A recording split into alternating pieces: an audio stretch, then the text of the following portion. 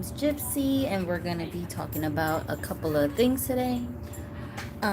So first, the topic that we're gonna get into. I got 5 points that I want to make that we're gonna discuss, and then I want you guys to chime in and give me your addition to this list because I'm pretty sure that there's more than 5 things to talk about here. But once I get started, I'm sure people are gonna think of other things that they think applies to what I'm talking about. But anyway, before we get into the list, though, let me just show you some of my people over here. So this is rare. I don't normally do this. These are all of my blonde dolls that have curly hair that I have normally kind of displayed together on my display shelf, but I don't really show them that much. Hi, Mix. And this is, I always talk about this misconception that for some reason there's this crazy rumor that somebody started that Gypsy from Broken Dolly TV doesn't like white dolls, and I don't know where that came from, but I never said that, Hi, Galaxy. Hi, Minnie. Hi, Tevin. Hi, you guys. And shout out to some of you guys who I've been talking to throughout the week as well over on Instagram, because we be having like side conversations, and I try to pull the side conversations together sometimes when I'm doing live streams, because you guys will bring up really great points or be talking about really awesome things going on in the doll community, but like one-on-one it's only but so much we can cover, so I try to bring it all into the streams so we can talk about it like as a big group, right? But anyways, I don't normally show my dolls that look that have these features, the blonde hair and the blue eyes and all of that stuff, that often. But these girls are some of my favorite blonde dolls that I have in my collection. I have other blondes. These are just the ones that have curly hair. So this one here is Verlaine, and she is that fashionista doll I was telling you guys about that came with the gray top and the tropical kind of like floral design on the bottom part of her dress, but it was all one piece. This is not her original outfit, and goodness do I love her hair. Like, her hair is my favorite thing on her. The curls are so just curly, like they're just such curly curls, and I love curls like this that are just big ringlets. And then she's got the side glancing eyes with big blue eyes that I think look really adorable on her. This is probably the only Millie face sculpt that I own that I actually really like. That's a closed mouth Millie. So she's definitely my favorite Millie sculpt that I have, or that I've seen in a long time. It's not that many others that are competing with that face to me. And then this one is what is she? She's got a superstar face mold, but she is originally, oh God, I know what doll it is, but I don't remember what it was called. But you guys probably know better than I do which doll this is. So originally she came with a whole entire like gold from head to toe outfit, and she had on like this white furry kind of overcoat thing that only came up to like here. It was like a half, like a crop top kind of a jacket, but it had long sleeves and it was white, and then the rest of the outfit is like this gold jumpsuit that was long pants, but it didn't have sleeves. Okay, I speak good English. Anyway, so that's her. I want to say she came with these gigantic earrings, which I love, and I'm always like a big fan of hoop earrings. And then because they go good with everything. And her eyes are so blue, like her eyes are crazy blue. You know what? I want to compare her eyes to her eyes, because I haven't decided if these eyes are actually blue or green or both, because I don't know what to compare them to. But her eyes, I'm talking about the Odile sculpt here. I don't know. What do you guys think? They're not quite as blue as this, right? I'm not bugging. I swear her eyes are more like a teal color, like kind of like this, but a little bit darker. It's blue and green at the same time. It's kind of like in between. But yeah, I was just trying to see. So this one, she definitely has blue eyes, and she has big loose curls, a little bit different, the curl pattern. And this doll, I saw Suresh on his channel actually give this doll of his a makeover, where he kind of like freshened her up and like made her curls more popping. And she definitely needs something like that, because I think her hair is like just the way it was when it came out of the box, which is not the best. But I don't really do that much with this doll, so I haven't had time to really spruce her up and really like make her hair look good. But I mean, what are you gonna do? And then this one, she's probably of the three blonde dolls, blue, Not blue eyes, blonde dolls with curly hair. That's the category I have these guys in. She's my favorite. This one, well, this one here, I named her Celeste after one of my cousins. And then this one I named Santina after one of my son's friends. And she's definitely got the big curls like this one does. Definitely not like the little ringlets that she has, which I prefer. But they don't look bad. And her hair is a little bit more dense, I want to say. Is it? Am I imagining things? I don't know. This is about the same. These guys have very similar hair, but the color is slightly different. This one has more of a, I don't know, it's a little bit darker, even though they're both blonde. This one is a lot lighter. So that's the difference. Let me just read some comments before I go further. Okay, so let's see. Tevin said, finally, I'm early since y'all started back on YouTube. I missed the old IG lives. I'm thinking about going to IG lives too, in addition to the YouTube videos I'm doing over here. I'm just not certain if I'm gonna like it because so much has changed since I was doing those lives. I don't really know, but I'm thinking about it. Hang on, let me just hold on a second. I want to be looking at you people while I'm talking to you, just this part. But anyway, let me just read the rest of these comments. And this is, yeah, as you can see, I'm outside in front of my house, and my neighbors are walking back and forth. I know they're looking at me like, what is this lady doing? Who is she talking to? What is she doing with all these dolls out here?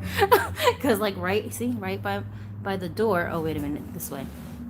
See that's the laundry area. So like that's where all my neighbors from my building will go to go do their laundry. So they just be like walking around and they're like, who's she talking to? But I don't care. Anyway, let's see. Tevin said, hopefully I get this job soon. Oh yeah, what's going on with that job? You're not a vegan, are you? You're not, right? Like I think the place you're trying to work at, they sell vegan food. Does it matter if you're vegan or not to work there? I feel like it shouldn't matter. Galaxy Doll said, been good, but just cleaning some of my dolls. How have you been? I'm also good over here, and just a lot of changes going on. There's always changes going on. You know, people say that like, oh, my life, things are going on in my life, transitioning. I feel like that's all the time for me. Is it just me? Am I crazy? Like, I don't know. I just feel like it's all the time something is changing, something is different, and I gotta adjust myself to it.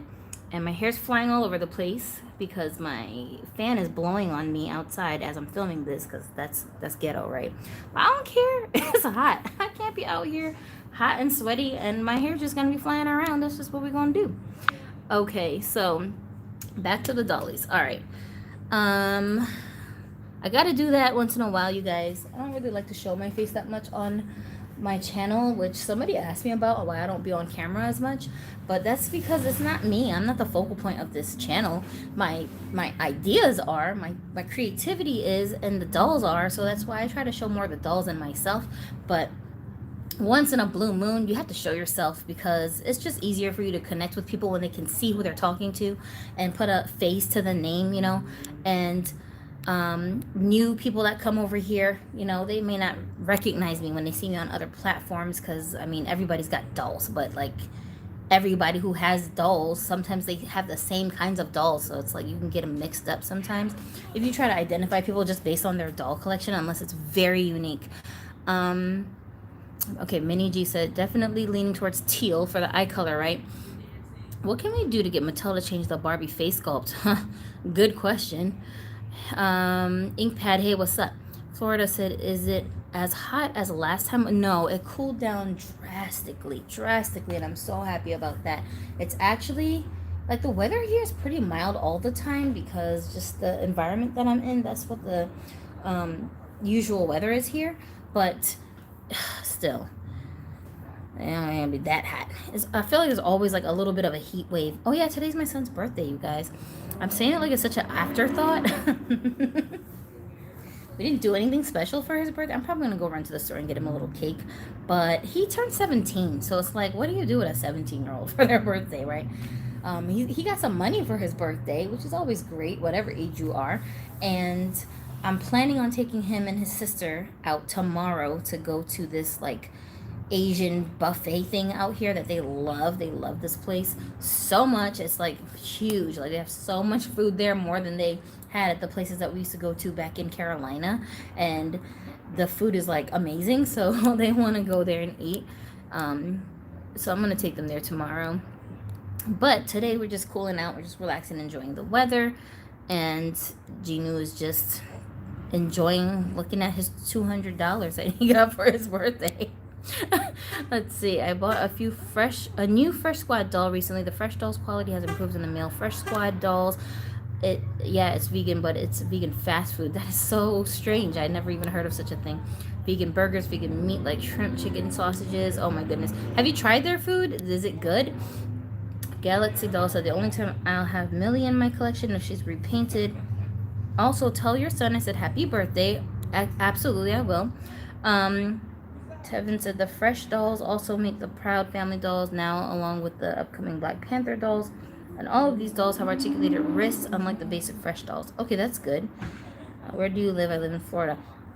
Oh, yeah, it's hot in Florida. I live in Washington State right now. Washington State, which is on the complete opposite coast from you, on the West Coast.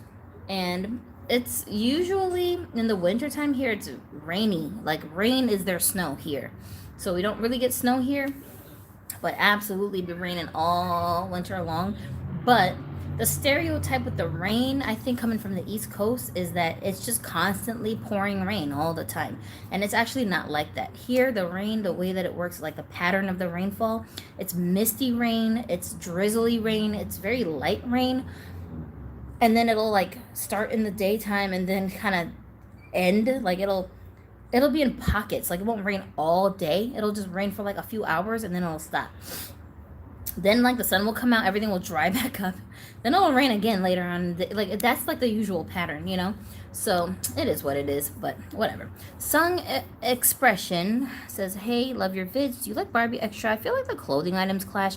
Happy birthday to your son. Thank you for saying that. I do like Barbie Extra dolls. I do have some. I have the entire first wave of Barbie Extras, except for the Millie sculpt. And I don't display them too much because their hair quality is horrendous. It's just horrendous. So based on the hair quality, I can't do that much with those dolls. I'm really considering maybe selling them. But I don't really want to do that. It's just I feel like they're just going to waste because I'm not really doing anything with them. And they're such pretty dolls that I feel like somebody who can work with them and like better style them and has the patience to do something with their hair could get a lot of use out of the dolls. So I might redress them and sell them, but I don't know for sure if I'm gonna do that. I'm just thinking about it. Like I literally started thinking about it yesterday. I'm like, what can I do with these dolls? Because they're just going to waste, right? It's not the Millie face that's bad. It's the fact that they don't give Millie any character glam like Mattel used to do for Barbie. Yeah, it's true. Like that's why I like her, because I feel like she has character. She's got a Millie face sculpt. Oh, granted, it's the closed mouth version, but I mean, who cares? And to me, just the fact that they moved her eyes looking to the side was enough. Like that's enough. You know what I'm saying? It all automatically makes her look so much different than all the usual Millies that we are used to seeing. And they're just so boring looking. Like they have nothing on their mind. They're just looking blankly off into space. And that's what I love about this doll. Can you call later or join my YouTube or Instagram live? I may be able to, but I'm not sure. I don't know for sure because I have so much stuff going on. But when I do these live videos, it's like I have a chunk of time that I'll cross off in my schedule that no one can bother me. People don't call me. They don't ask me a bunch of questions. You know, they're not disrupting what I'm doing so I can talk with you guys. But then after this time is over, like this is my time, right? After this time is over, then I get bombarded with all the phone calls and the appointments and the invitations and people just stopping into my house and the kids and like constantly multitasking. So that's why the time that I have to do doll stuff is like very precious right now. Just trying to fit it into my day-to-day life. But if I don't do something to have me a dolly day, then I will just be in like constant anxiety mode. You know what I'm saying? Like, see, right now, my son's dad is sending me messages on Facebook because for whatever reason, after so many years of neglecting him, now because it's his birthday, he want to be super dad and act like he give a damn. So now he's bombarding me with messages. I don't got time for that. I can't be answering him right now. You know what I'm saying? It is what it is. Yeah, so we'll see. Update with your Snow White doll. I'm gonna order her hair this coming Saturday along with some other hair colors I need. Galaxy is apparently rerouting Snow White doll, and I'm really excited to see what she's gonna look like, because with the rooted hair, no matter what the hair, even if it's the exact same hairstyle, she's just gonna be special because it's not really the hair she came with. You know what I'm saying? It's somebody's like personal, creative, artistic touch that's on the doll. So that's automatically just gonna make her like so exclusive. But I'm really excited to see how she's gonna turn out. Tevin, at least the Fresh Squad is cheaper now for $12.97. The articulation is better this time, and now they have arm joints and clothes are better quality and have skin tones that match Ken. And I was so excited about that I actually went to Walmart and looked to see if I could find one, and I couldn't find no fresh dolls, no Fresh Squad, no fresh anything at my local Walmart, at least not yet. So I'm still looking to see. I even went on their website to see if I could order one, but I don't see them listed there. And if I do find them, I gotta get at least 3, because my homie over here, Raymond, super duper, would benefit from having some double joints in the arm. The joints that Tevin is talking about is that the Fresh Squad dolls, the male dolls, they now have a double joint in their arm like a Made to Move doll, but the rest of their body is still the usual articulation. So but that's a huge improvement, and I'm okay with that. I'm okay with him not having double joints in the legs, because as long as the legs bend in a way so he can sit naturally in a chair, it's not too big of a deal if the boys don't have joints in their knees that allow them to like move it in a double joint fashion. I'm okay with that, you know. I've been obsessed with Steffi Love lately, says Inkpad. Steffi Love. Okay, I have to study that doll more, because I feel like I'm not that familiar with it. Once in a blue moon I'll come across pictures, but like not enough for me to feel like I know anything about those dolls. Tevin said I bought 2 female fresh dolls on clearance for $5. I swear, every time. Yo, without fail, Tevin, if I could bet everybody like $5 that you're gonna tell us about a clearance sale that you took advantage of that week, bruh, like that would finance my doll collecting for years. I bought 2 female fresh dolls on clearance for $5. At least they have articulated elbows and knees, unlike Naturalistas. That almost cost the same price. Good point. Hi, Daylight. Hello, Gypsy. Happy birthday to your son. Thank you. I'm gonna make sure he gets all the birthday messages from you guys. Galaxy said we gonna give her long hair, and I'm also piercing her ears so you can give her earrings. You're making me tingle. Inkpad said I've only ever seen the molded on top basic fresh dolls at Family Dollar. Other than that, they have been nowhere to be found around here. Yeah, me too. Tevin said, since the Naturalistas have no articulation, it's a big deal breaker for me. At least there are articulated bodies that match the Naturalistas. Yeah, and I think I've seen Janine used one of them for her like mini me. I think she used a Made to Move body for it, and I see a lot of other people that have been posting their Naturalistas dolls with the Made to Move joints. So I'm guessing most of them have donors that can be used as matches for them. Really? That's loud. Alright, we gotta wait for these guys to get out of here. Minnie G said, definitely have to check out the Fresh Squad site now. There is no point looking in my local stores. I didn't do that. I haven't looked at their actual website. I don't know why I didn't think to do that. You know what? I think I thought if I go to their website, the price is gonna be different. Like the prices be higher for some reason. Oh my lord. That does not sound good. Inkpad said Steffi Love is basically the German Barbie. Yeah, I'm like slightly familiar with that doll. I just don't have that much information on them. Where do you get them though? Like, are they only on eBay? Like, where do you find them? Galaxy said, correct me if I'm wrong, but I heard that apparently the creator of the Fresh Dolls was under some hot water since she was purchasing her own dolls and reselling them for higher prices. I could be wrong, but that's just what I heard. What? Where did you hear that? Where did you hear that? Oh my gosh.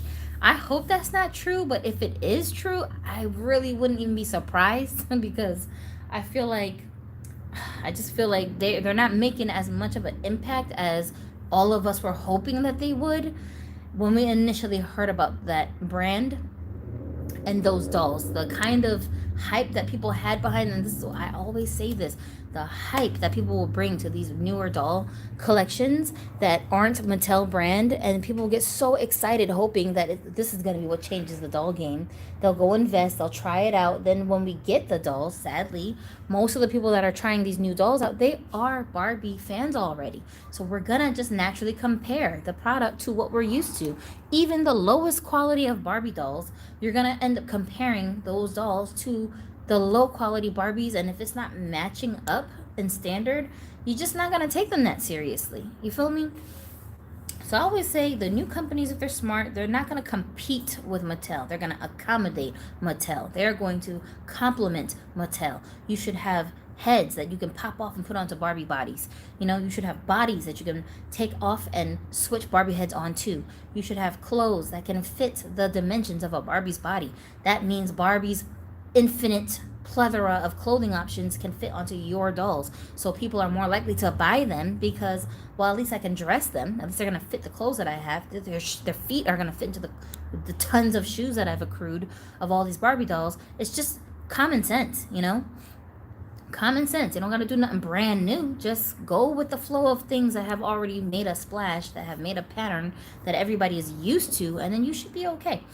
Inkpad said, oh, wait, hold on. Let me go back a little bit. Minnie G said, the Walmart special natural releases have elbow joints. Okay. And Inkpad said, I've only ever found Steffi Love in TJ Maxx and Marshalls. Oh, really? I've never even noticed if my stores have that. I'm going to check next time and see because I'm curious.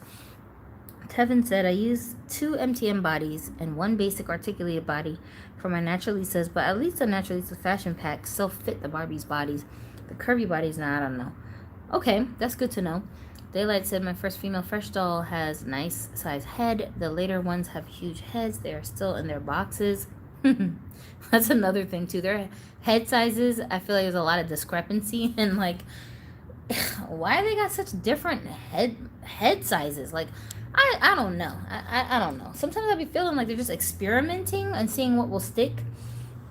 And maybe that's what they're doing. But honestly, I feel like just it would save you so much money and wasted time as a designer if you could just get like a panel of trusted, reliable collectors that already have some kind of presence online where they have a lot of experience dealing with dolls, dealing with other doll collectors. We hear the things that collectors are always complaining about that they want.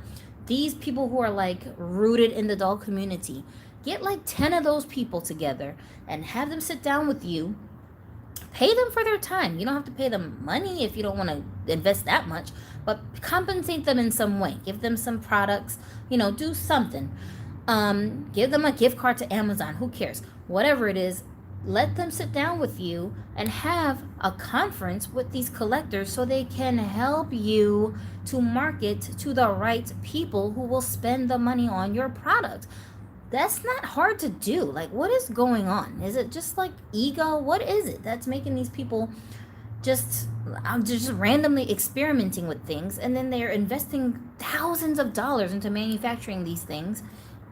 If they flop, it's just a total waste. Why would you do that? Why would you do that? Just get with a couple of people who know dolls and talk to them. Not your friends, not people who will just tell you whatever you want to hear because you're down with them. No, strangers, people you don't know that well, but that are reliable voices in the doll community. Go to them and ask them for some help. We'd be happy to help because we're going to benefit from the help. You know what I'm saying? We're going to benefit if we sit down with these people and discuss these things with them. You will benefit from hearing me say, find a way to design your doll so it's complementing Barbie dolls instead of competing with Barbie dolls. You understand what I'm saying? Like, to me, that's just common sense. I don't know. Everybody's not business minded just because they have a business. You got to remember that, guys. Let's see. I read that already. Galaxy said, most likely I heard it on IG through some people's stories, but that's why I'm not too sure, since sometimes people just put false information online. Yeah, it's possible. Because there was a rumor going around that the Barbie Looks series, after Wave 2 came out, that it was going to be over. And then we got leaked photos of the third wave. So, like, what? You know? But it was like a strong rumor that they were going to discontinue that line. I hope they don't anytime soon. Tevin said fresh dolls changed a lot and the quality got better since they came out 5 years ago. I sure hope so. Hi, Nora Dennis, but I can't see your message that you left. Project Fashion said, what doll do you own that you would think would surprise your viewers? Whoa, that's a good ass question. That's a good question. What doll do I own that would surprise my viewers? Dang. I don't even know. I don't know, but I bet you I do have a doll or two like that. You know what? I'm going to write this question down. If I can't answer this question during this stream, I'm gonna find you an answer to this question. I gotta look at my stash and see, because a lot of the dolls that I have are not out on display because I have very limited space. So I have some of my favorite dolls out, but just because it's not my favorite doll doesn't mean that it would not be a doll that people would be surprised that I own, you know? So that's a good question. I'm gonna check. I'm gonna look and see. I will answer your question. I just can't guarantee I can answer it in this session because it's a very good question. Tevin said Curvy Barbie is the worst doll to find clothes for, and sometimes it's disappointing, which is why I don't have that many curvy bodies.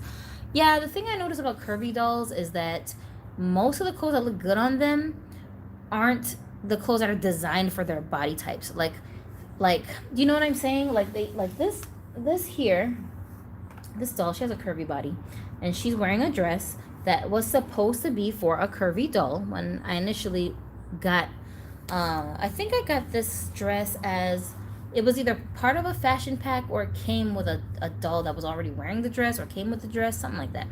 But it's a Mattel dress, so it's supposed to be for a curvy body type. It looks okay on her, but honestly, it's a little baggy, like it's a little bit loose. And a lot of the clothes that are meant for curvy dolls are very loose versus the clothes that are meant for the regular body types. They're more fitted. So I think that's why a lot of the clothes don't look that good on them, even if you find clothes that are supposed to be meant for their body type.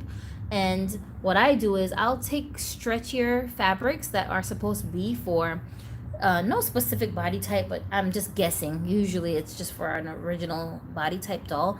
I'll take the clothes and just put them onto my curvy dolls and kind of squeeze them into it so that it's actually fitted on their bodies, so it looks like you can kind of see their shape a little bit better, and then the clothes look fine on them. But like, it's a challenge. And then also another thing I do is sometimes I'll take like pants, for example, that are meant for male dolls. If they're like sweatpants or something, if they have enough stretch to them, I could actually fit them onto my curvy dolls in a way that it's like form-fitting. It looks really good on their bodies. So that's how I'll kind of get around not being able to find clothes that are really meant for a curvy body type that looks good on the curvy bodies. Rainbow high clothes can fit Barbie. This is what Nora Dennis is saying. What size Barbie though? Because I think the rainbow high clothes, at least from the stuff that I have, the only doll that's a Barbie doll that I could get it to fit on reasonably, especially the bottoms, were petite size dolls. The upper body, it's a little bit of a challenge for me to squeeze my dolls into the clothes that Rainbow High makes, but some of them probably could fit. I don't know. I don't have a whole lot of Rainbow High doll clothes anyway, so it's not like I have an array of clothes to compare, but I'm guessing, I mean, it's got to be similar in dimensions. The weirdest place where I saw some Steffi Love dolls were at my Love's gas station. Oh, your local gas station. That's what Galaxy said. Really? Gas station. I think that happens to me when I go to like Walgreens. I'll just be like walking by the toy store, but what the heck is she doing here? Like, it'll be like a random doll over there, just one on the shelf. Like, this is not supposed to be over here. How'd y'all get it? Minnie G said, got the coffee casual naturalistas fashion pack. Alas, it barely fits the curvy body. I was so scared I was going to bust a seam. Oddly enough, it fit nicely on Creatable World dolls. Okay, that turned out good. I wish Mattel made more appealing fashion packs for the curvy bodies, as some of the fresh dolls clothing fit the curvy bodies. It's a good point, Tevin. I wish they would too, but they lazy. They lazy. Inkpad said, I actually feel like the curvy body fashion packs have gotten better. They used to be just fancy potato sacks. I know. Nora said, depending on the Steffi Love doll, they cost about the same as Barbie on eBay. Sweet Earth, hey, what's up?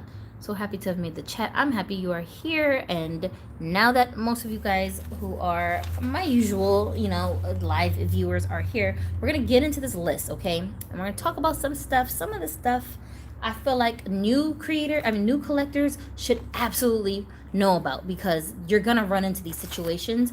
And when you run into it, it's going to catch you off guard. You're going to be like, oh, I didn't know this was part of doll collecting. Like, it's just a part of my life now. but now you've been warned. And if you are a seasoned collector, most of the stuff you can probably relate to, and you never really thought about it. You never really like sat down and was like, you know what, I do that. You never thought about it, but I think a lot of us relate to this stuff because it comes up all the time. It's like when you get your first car, they don't tell you when you get the car, listen, you're going to have to do oil changes. You might have to get your brakes done. They don't tell you all the different things that come with having a car. You're going to have to buy a mount to put into your car so you can keep your cell phone in there. You might have to get a couple more extra chargers so you can charge your phone. They don't tell you about all of that stuff. But it comes with the territory of owning a vehicle, right? So when you think car, the most you think is like, yeah, I have to put gas in there. I can handle that. I have to pay car insurance. But that's about as far as it really goes until you own the car. Then you're like, whoa, hold on a second. Wait, my windshield wipers need to be changed? How you do that? Where you go to get that done at? You know what I'm saying? There's so much other stuff that goes with having a car, right? That's what this video is about. Everything else that goes with being a doll collector that we just never talk about, right? So I'm going to get back to the comments that I'm missing here, because I think a couple of you guys' comments I missed. But first, let's talk about some of these things on my list, okay? No particular order. And you guys are going to think of some stuff as I'm talking, so drop that in the comments too. One of the things that I noticed is that collecting dolls is like a gateway into miniature collecting. Basically what I'm saying is you start collecting dolls because something inspired you to do it, right? Maybe it was your childhood. You missed some dolls when you were a kid and you're like, oh, I wish I could get that doll that I didn't get when I was a kid. So maybe that's what started it. Or you happened to just land on a page like this somewhere online. You were just chilling, looking at Pinterest, and you saw a bunch of pictures and you're like, oh my gosh, I ain't know dolls could be like this. I want one, right? So you just innocently stumble upon this collecting hobby, and while you're here and starting to amass your crew of plastic people, I heard somebody call it a population. I love that. Your little plastic population, right? And as you're doing it, you're like, oh, I need furniture. They need a room. Wait a minute. Look at that cute little couch. I could pose them sitting on it. You know what? I need some stuffed animals for my dolls to hold in the pictures. Wait, hold on a second. You know what else I need? I need little sunglasses. I need little jewelry pieces. There's so much little things that you need to really like accessorize your dolls, really make them come to life. Before you know it, you are hooked on miniatures. You are hooked on buying things like tiny little food. My mini toys? What? That I tell you, my mini brands, all of that stuff. Bruh, you think children is what's keeping that brand going like that? Is that what you really think? There's only but so many of those things you can buy for your kids before they get tired of playing with them. Nah, man, I think it's us. I think it's us adult collectors who are just going crazy buying all this miniature stuff so we can provide, so we can trick on our babies, right? Our plastic babies, so that they can have everything that they want and need in life. You know, everything I can't have as a person, everything that I wish I had but I can't, everything that I want more of, everything I like, I gotta reflect that in my doll collection. So before you know it, you're also a miniature collector. And collecting dolls becomes a gateway to literally just collecting dolls in general, not just these dolls, not just like this person who's talking about Steffi Love. What's that? What's Steffi Love? That's another 12-inch doll series I could look at. Wait a minute, they can share clothes with what? Now I gotta go look, right? Oh, I like this face. I gotta add one. Integrity. Ooh, what's that? Ooh, I didn't know that was a thing. Oh my gosh, what's that doll? That's an Integrity Toys doll. I didn't even know that existed. Ooh, I need one. You're opening all these doors for like different kinds of dolls to trickle their way into your life. And for some of us, it's dolls within the same size range. So it kind of blends in with each other. But then for some of us, their dolls are not even in the same size range. Some of us are branching out into ball jointed dolls, the 18-inch dolls, the smart dolls, the Pulip dolls, the freaking Fison dolls, the what do you call those things? What am I thinking of? Bro, some of us are collecting reborn dolls, baby dolls, toddler sized dolls, like so many different types of dolls that your mind is just exposed to now, because when you're part of that community, there is no limit that says like you can only be part of the doll community if you have these specific types of dolls only. Nah, man, it's open to everybody and anybody who collects any kinds of dolls. I follow people on Instagram that collect dolls that I don't even know anything about, like these little dolls called Rogers dolls or Roger. I don't know, I'm not that familiar with them, but they're freaking cute as hell, and they have all like these weird facial expressions, and they have these big pudgy cheeks, and they're just freaking adorable but like weird looking at the same time. I follow people that collect, what do you call those things, the Rainbow High series. I don't collect those dolls, but I like the way they look. So you're like vicariously living through other people's collections and enjoying dolls that you might not necessarily add to your own collection, but as you're doing that, you just run into different dolls that do tickle your fancy, and you're like, you know what, I'm gonna try it, I'm gonna try that out.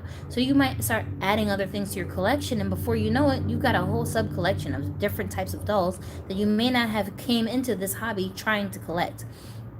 Who else can relate to that, right? But I think this is something that all of us go through as we collect. So keep in mind, if you're thinking about starting to collect, or if you're a new collector and you find yourself just drawn to sections of the store that you don't normally pay attention to, or you're looking at things online you don't normally be looking at, you're just like, why do I need to buy Remint? Why do I need bowls of noodles? What is this for? For your dolls. Yeah, your dolls want to eat noodles and you're not going to sit there and make them all. So you're going to go and buy them. Some of us will actually sit and make them all, and then we sell them to each other, right? Any way you want to slice it. Now you hooked on miniatures, bruh. Blame the dolls. It's the dolls' fault. It is what it is. Next thing on my list, bruh. They don't tell you this, but the dolls, they do come to life. They come to life. I'm going to tell you how they come to life, okay? You might see a doll and be like, you know what? I want to pose you just the way you came out of the box. And I'm going to stick you up on the shelf just like that. Then after a while, you'll be looking at that doll, walking by it every day, and she'll just be like, I'm bored. I don't want to be in this outfit no more. You got to change me. This is whack.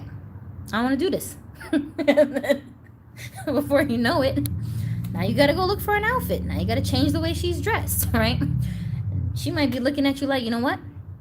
I don't like the stiff body that I'm on. I want to pose. I want to sit at the table with the rest of the crew. How come they get to sit at the table and I don't? I want to hold the bowl of noodles. I want to do that too. I want to be in the pictures. Yeah, you got to listen. You got to put her on a body now that's going to give her some joints so she can sit down and look expressive and come to life like she always wanted to do when she was trapped in a box. They be talking, man. They be talking to you. They come to life. You feel me? So that reality, I think all of us go through that, where we're just looking at the doll and we're like, something just don't look right. Something don't seem right. This style you have on, this don't look like you. You don't look like you would be dressed like this. It looked like Mattel stuffed you in that outfit and you just stuck like this. I gotta change you. I gotta bring your personality to the surface. Something gotta be different here. So that happens. Sometimes your dolls are like, I'm lonely. I need a crew. I'm the only curly-haired blonde girl here and I feel left out. Then you gotta add more dolls to your collection that you're like, you know what? You guys would look great together, posed together. Y'all look like a pretty decent crew. You know what? Y'all could be sisters. You're right. You shouldn't be walking around by yourself. You need a whole posse. It just happens. Look at the Barbie looks line. Some people bought the entire collection just because they knew that they would look good posed with the one doll in the collection they really wanted. Like, I just want the boy doll, but he will look so much flyer in a scene with all these other dolls in it with him. And they don't cost that much, so you just end up buying the entire collection, you know? Beware. Your dolls be talking, man. They be coming to life, okay? And because that happens, the trickle effect of that is, unfortunately, this is not a hobby where there's like ever an end to it. There's never enough. You're never gonna feel like I have enough dolls now. That's it. Yay, I'm done. You're not gonna feel like that. Not if you are a serious collector. If you're just dabbling, just to try it out, I just want to see if I like the doll community. I just want to see if I like dolls. You know, then that's different. But if you're like hooked, if you get to the point where you're like, I need miniature things, you're probably hooked. At that stage, you're just, I'm sorry. If you're already investing in miniatures, that's it. You have crossed over to the dark side. Accept it and just deal with it. You feel me? You're gonna be just constantly looking and adding dolls, like not even trying to. For example, right? For example, like this one here. This doll, yo, I wasn't looking for her. I was minding my business. I went to the freaking thrift store to go buy some like furniture piece that I needed in my house, okay? I really was. And then as I was just casually strolling by the toy section, if you want to call it that, there was a hoard of dolls, butt naked, just all thrown in a pile of bodies with each other. The red hair caught my eye, and I was like, well, I just want to see what she looked like. She probably whack. Her hair was a hot mess, okay? She came on some stiff body. But I saw that it was a Diva sculpt, which is an older face mold. And I don't have this particular doll. And I only have one other Diva sculpt. And she has a brown skin tone. So she looks different from her. And I was like, I bet you I could clean her up a little bit. Let's see. The doll cost me about $2 or $3. So I brought her home. I gave her a treatment so that her hair would be tamed, and it's very beautiful hair. It behaves very well. This doll is a Palm Springs Barbie, circa 2000, and I want to say like 2001-ish or something like that. And I got rid of her stiff body, and then I gave her some joints. She doesn't have the Made to Move joints because I didn't think it was necessary for her, because I wasn't sure how she would fit into my collection or how much I would like her after I had cleaned her up. But I actually like her a whole lot. And she made her way into the collection, but I wasn't looking for her. I didn't go there trying to say, oh, what dolls do they have today? That wasn't what happened, and I wasn't expecting to even find anything. The same thing happened with this doll. I was just strolling in the thrift store, minding my business, being an adult. I swear, I really was.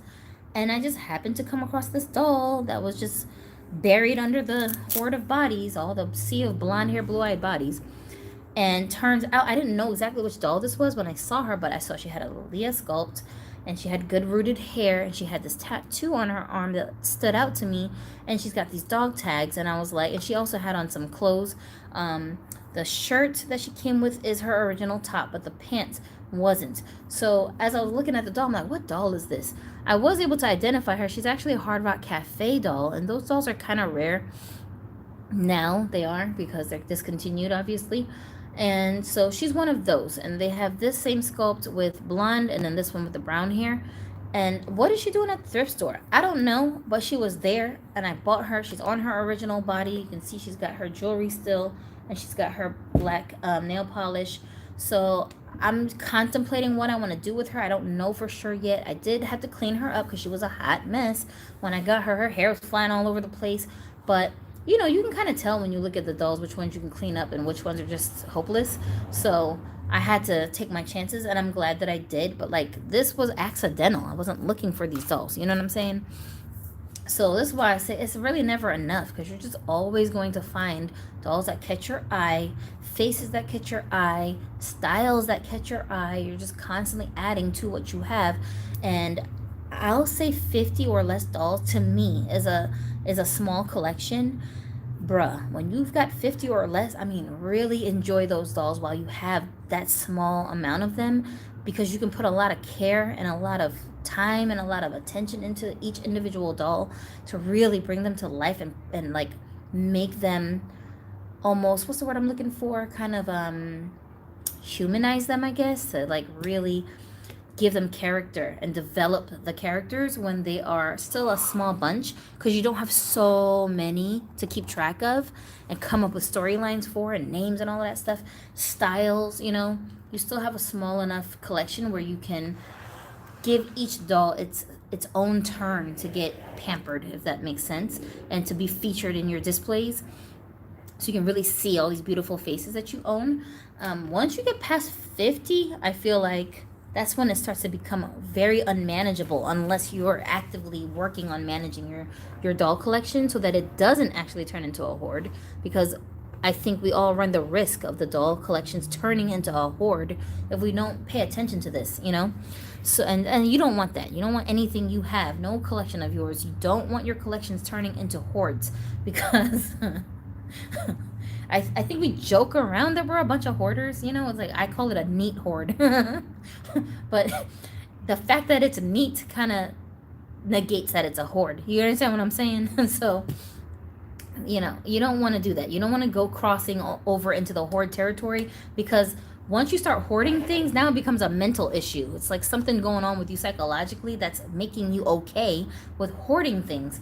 And a hoard and a collection is two totally different things. You feel me? So don't think just because someone has a lot of dolls, it's just automatically, oh, you're a hoarder. No. That's not how that works. If you own like 50 different nail polishes, are you a hoarder? No, it's a collection depending on how you treat it. You see what I'm saying?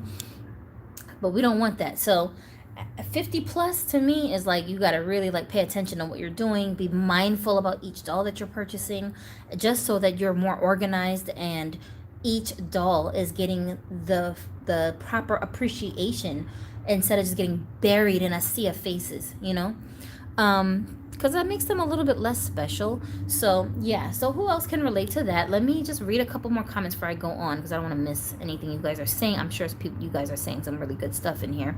And if you're watching this later, when it's up on the channel as a public video, just keep in mind, sometimes we'll be going over the time and be talking and chatting, so don't freak out if the video length looks crazy long, because we're talking about the main topic in the beginning part of the videos, and then after we get past that, sometimes we'll go on and talk about other things. Depending on the Steffi Love doll, they cost about the same as Barbie. Okay, yeah, I read that. And then right here is where I left off. Okay, so Inkpad said, I want the Steffi and Kevin mermaid set, because a pregnant mermaid doll is just very interesting. Wait, what? See, now I gotta go and research, because I have no idea what you're talking about, and it sounds so interesting. Minnie G said, I like the fact that I can sub in Ken fashion packs items for my curvies. Yeah, that totally works out good for me. Then again, I put my curvies in 1/6 scale BJD clothes if I'm going for cute looks. Okay, that's a good idea too. Kevin said, yeah, you can always experiment with dolls that are from a different brand, or like that aren't Mattel clothes, because there's no rule that says you only have to wear Mattel's clothes. If you are a Barbie doll, you can wear whatever fits you, right? Whatever looks good. Tevin said, yeah, there are also articulated Steffi Love dolls. I've seen some at TJ Maxx, and some of them come with bikes and scooters. Really? Y'all, see, that's what I'm talking about, man. It never ends. Now I gotta go and take a look and see what I'm missing. Inkpad's Playpad. Have you talked to Little Crafty Kitty? Daylight said, I have lots of clothes for the curvy dolls. Mattel used better fabrics in the 90s and most stretch. That's a good tip. Buying vintage Ken pants that stretch off Etsy looks like girls' pants anyway. I know, right? Back when Ken was deeply in the closet and he thought he was fooling somebody. Nora Dennis said, I joke with my husband and I call my dolls figurines. Yeah, I was just joking around with Adonis, because he was telling me, do women not realize that Barbie dolls are just action figures that are pretty? I was like, do men not realize that their action figures are just dolls that are superheroes?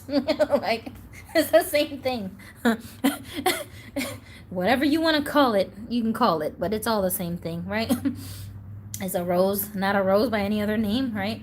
Kick the tires. Hey, what's up? Most definitely, miniatures are awesome. Yeah, right? Minnie G said, my best friend calls them offline Sims. Yo, that's so crazy that you said that, because I always looked at Sims like they were virtual Barbie dolls. And I look at the dolls like basically like they're like, if I could turn my virtual Sims into a like something I could touch, that would be the Barbie dolls, which is why I love customizing Barbie dolls, because I feel like the addiction of the Sims game is how much you can customize. You can design each character, you can design the kind of house that they're living in, you can design the layout of the house, you can design the furniture that you want inside the house, where to put everything, you can change the colors of everything. It's all the creativity that allows you to do that makes the game so like addictive. To me, making all that stuff and the characters is way more fun than playing the actual game. When I go into game mode, I'd be like, I don't even know what to do. Like, what am I supposed to be doing? Do I go for a walk? What do you do in this Sims world? Like, go to work, because you can't see what they're doing at work. So it's not like you're interacting with your characters while they're at work. That would be fun. But a lot of the games, you can't really do that. So they just go disappear into a building, and then they come back out when it's their shift is over. So I just be so confused about like what I'm supposed to do with my characters once they're done being created. A lot of times I'll just put them on autopilot and just let them like move around on the screen and do stuff until it's something specific that I want to see it do. But like, that's the fun of it to me, is making the actual characters. Let's see. I just bought a miniature chair for my dolls. That's Nora saying that. Inkpad said, yep. Galaxy said, children will mostly lose those mini brands. Yeah, I know. They don't take good care of their toys. And they're always losing stuff and messing them up and cutting pieces off that aren't supposed to come off. And just, and then they like give them away to their friends when they get tired of them without your permission. And you're like, you know how much money I spent on that thing? Why just give it to your friend? Because she wanted it and I don't want it anymore. Sit down. Just plan on having a dedicated room for your doll and accessories collection, even if the room was your bedroom. Good point, sweet earth.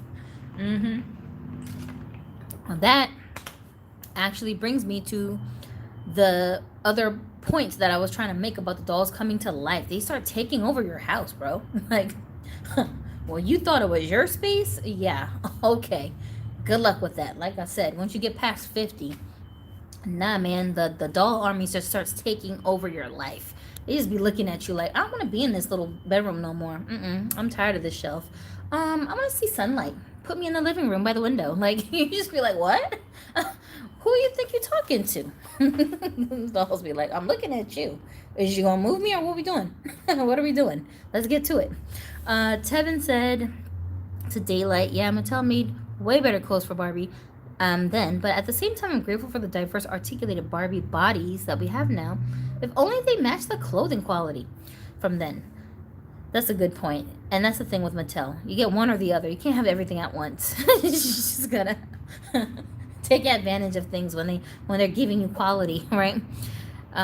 Gateway hobby indeed, but the clicks get scary. That's something that I almost put onto this list, but I didn't put it onto the list because I wanted to talk about the other things that I think are less talked about. I think the clicks are a huge part of this hobby, but the reason why I didn't add it is because if you are not online sharing your hobby with other collectors, you may not really be privy to the whole click situation, but I think we should talk about that too. So that's why I didn't put it onto this list. As far as like it being a gateway to miniatures and other dolls, you don't necessarily have to be part of the doll community for that to affect you. And the feeling of like the dolls coming to life and just demanding everything out of your life, like it's never enough. That feeling, I don't think that's necessarily connected to being part of the doll community. Just if you have access to the internet and you can see pictures, that's pretty much all you need. And then of course, if you're just out and about and you're not like a hermit that just sits in a house all day, if you go out and about and you just are shopping, you're gonna run into just stuff you like. What? Like Rainbow High was really not on my radar, you guys. But then when I started going to like Walmart and seeing them, Target, I'm seeing them up on the shelf. I'm looking for Barbies, but I just see them everywhere. And I'm like, I can't deny the quality. I can't deny how good these guys look. I can't deny that they have joints. I can't deny that they come with a stand. I can't just not take that serious. I mean, it's a factor. I have to pay attention to them. That's what put them onto my radar, you know? So that, I think it doesn't really affect you. I think it only affects you, I think, okay, the clicks thing, I think it affects you more if you have an online community presence. So, but I do want to talk about that though. Galaxy said, one doll I have that's not Barbie or like the 90s Sailor Moon dolls, they're pretty cool, and I rebody mine into MTM dolls. I used to watch Sailor Moon when I used to live in Korea. I thought all cartoons looked like that. Because you know what we call anime here? In Asia, it's just regular cartoons. Like, all the cartoons look like anime. That's the usual default drawing style. So, at least back when I was growing up, maybe not now, but back in the day, yeah, it was the default style of animation that existed in Asia. So, everything was anime. So, there was nothing special about any particular cartoon other than whatever the storyline was in that cartoon that made it special.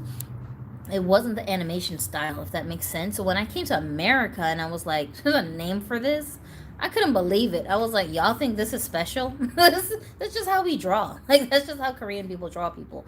What are you talking about? Like, this is not special. It's just regular cartoons.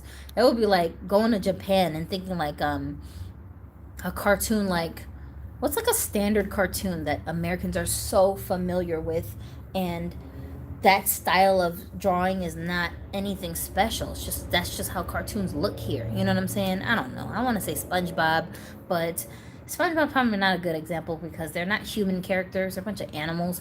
But you know what I'm saying? Like, human characters. Try to think of one. But like, that would be like going to Japan and then being like, wow, you guys are the inventors of American cartooning. Like, I don't know what they would even call that, but let's just say they had a name for it. You know what I'm saying?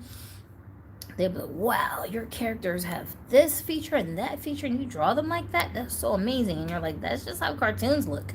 Kids watch this all the time. It's not a big deal. Like, what? That was me when I was looking at all the anime stuff when I came to America. I was so confused. I hate Monster High until I found one in a thrift store. That's Nora saying that they hated Monster High until they saw one in a thrift store. Inkpad said, there are so many different dolls that dwell in my collection. I believe it. Florida said, Toy Story made me think my dolls are alive. I feel bad when I lose or want to get rid of my toys. Now I'm a hoarder. Yay! I wish my dolls were alive. I really do fantasize about them coming to life. I just believe that they are. They're alive. They are because I said so, right? It doesn't work like that? Well, it's gonna work like that for me. Thank you. They be talking to me, okay? Minnie G said, I have been hunting gachapon miniature appliances for 3 weeks now. I have no idea what that is. Inkpad said, I've been collecting for over 30 years and I feel that. Right? Florida said, how is Little Crafty Kitty? I don't know. Daylight said, they did, Tevin. The new articulation is cool. I prefer pivotal articulation and the click bend over MTM. I do buy MTM for body donors, but OOAKs I sell, though. For donors, for OOAKs. Okay. I get what you're saying. So you're saying that you only use the MTM bodies for when you're making one of a kinds that you're selling to other people because it's like a popular body type. But for yourself in your collection, you like the pivotal articulated bodies a lot better. And I get it. And the click bend legs from like the earlier dolls, like before the 90s. Or I should say the 90s and older, not just before the 90s. Yeah, no, I feel you. I feel you on that because I feel like all of us have our preferences for the kinds of bodies that we like, and we don't all like the same thing. Just because you see that like made to move bodies are very popular, that doesn't mean that everybody has to like them or that you have to like them because you see other people liking it, because it's all in your own taste. You know what I'm saying? So that's another thing too. You can't let other people dictate to you what you should and shouldn't like as far as the dolls are concerned. But we're going to get into that too. Here's another thing on my list. The guilt factor. Bruh. The guilt factor, I think that's real when it comes to dolling. Like, I feel like all of us at some point we just go through phases. It's not all the time, but I think we go through phases where we start to feel guilty about having dolls, collecting dolls, playing with the dolls, having the interest that we have in the dolls, spending money on the dolls. Like, I know of some collectors who have a policy where they will not spend regular price on any dolls that they purchase. They will only salvage dolls that they find at discount stores, or dolls that are on sale or clearance, or they'll buy them secondhand off of somebody else. Like, they just never buy dolls at full price retail. And I think they do that because they're trying to limit how many dolls that they will add to their collection, for one, and they're trying to be frugal about the money that they're spending, because, guys, we're spending real, actual human dollars on these dolls when we are buying them. You know what I mean? And somebody had to earn that money. I mean, I'm guessing everybody's not a drug dealer. Everybody's not a prostitute. Everybody's not doing some illegal activity to get their money. Everybody's not stealing. So most of us are, like, paying real money that somebody earned to get our dolls, right?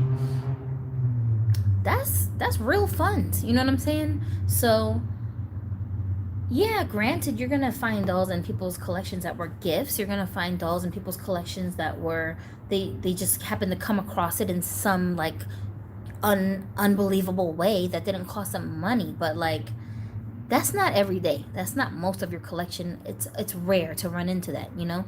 So it's something you have to kind of keep in mind when you're doing this, when you're doing this hobby, is the cost of the money that you're spending on this stuff.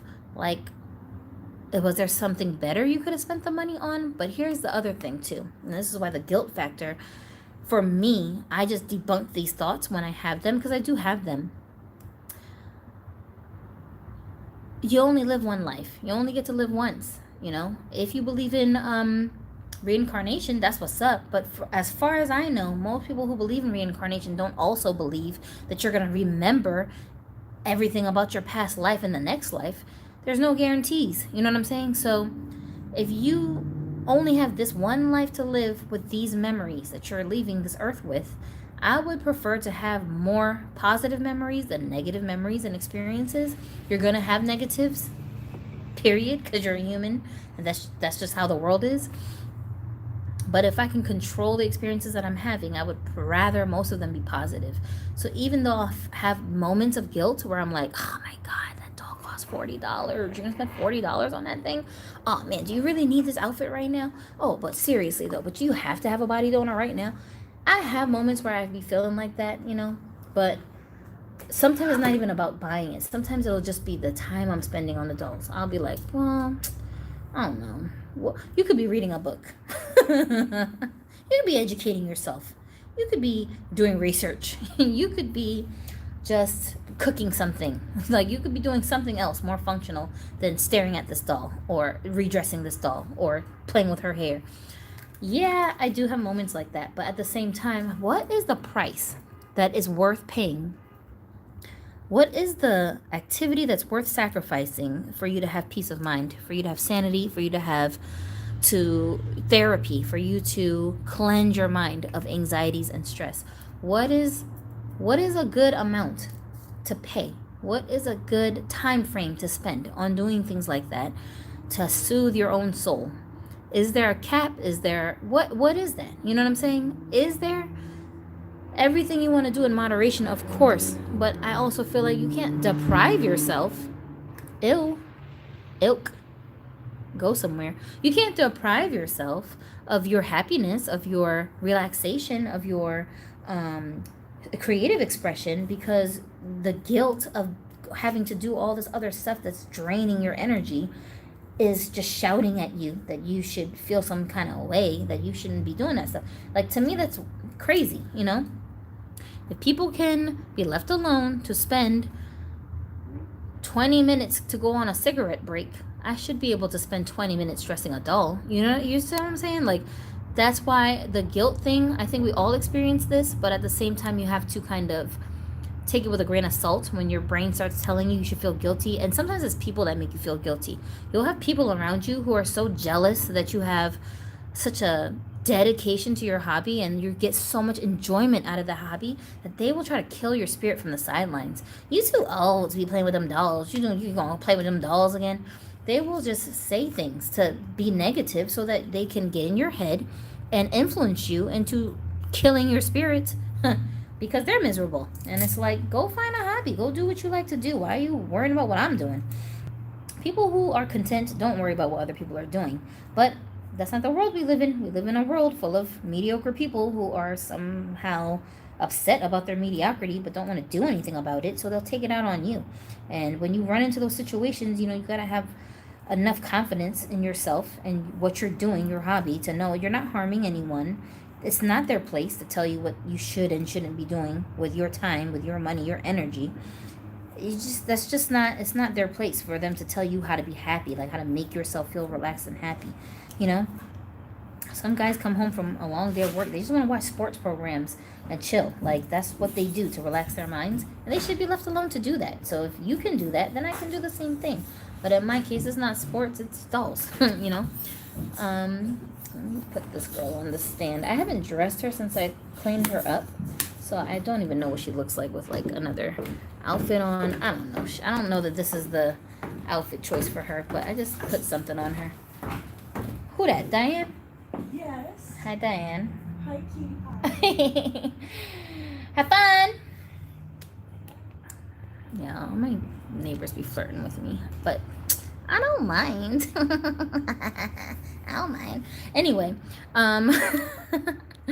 let's see. She came stomping down them stairs. Where's she going? Let me read some comments real quick. Okay.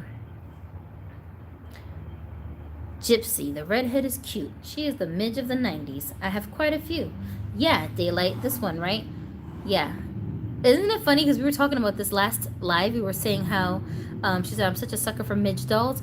That's Galaxy said that. We were talking about how Midge, the character Midge, will get mixed up with the head sculpt that people are using to depict that character. And in the 90s, a lot of the Midge characters had this face sculpt, which is Diva. Diva is the actual name of the sculpt, but a lot of people will call this sculpt Midge, and then we'll get confused because we don't know exactly like which dolls we're talking about. And then the other character they use for Midge is the Steffi sculpt. That one, a lot of people will call that head Midge. So like, it gets a little confusing, but this is the one that we're talking about when we were saying that the names get confusing. And we were using her as an example. But this face sculpt, I wanted this doll with the red hair like this, that when I saw her at the thrift store, because she instantly reminded me of a doll that I freaking love, that I don't know if I'll ever get the doll, not because of the price, just because I don't know if I like her enough to actually add her to my collection. But the doll I'm thinking of is the I want to say it was a 90s era doll. She was the jewel hair mermaid Barbie with the red hair and this face sculpt. And she had like big blue eyes and like lots of makeup on the eyes. But I feel like she's like a toned down version of that doll. And I really love that doll. And I used to be like obsessed with mermaids, you guys, when I was a kid. And I still am, but like low key. Like not all the bright, brilliant colors and like the pastels and all the look like candy cotton. And no, not that kind of mermaids. Like the mermaids that look more like with the metallic colors. I like that kind of style for mermaids more.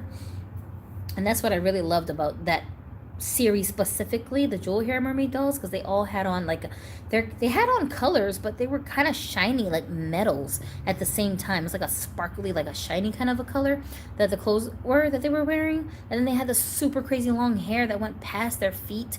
And I was obsessed with long haired dolls. They were just like my dream dolls.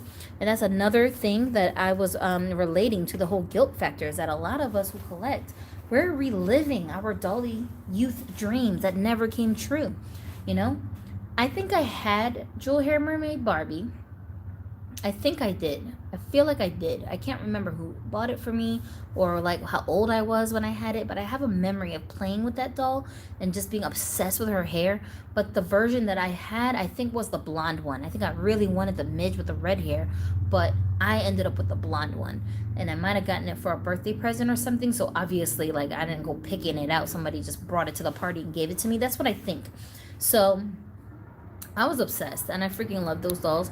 And you know, there were dolls that I wish I had that I just couldn't get or I didn't have access to, but I would pine over them. I would like wait for the commercials to come on so I could sing the songs and look at all the pictures of the dolls that would come on the screen and just like imagine that I had them around me. And this doll just reminded me of that time. So like that's why when I saw her, I was like, I'm gonna try to clean her up and see how she looks, because she just reminds me of that doll. And it's not the same doll, but it's just similar enough for me to kind of like get the same feeling when I look at this doll.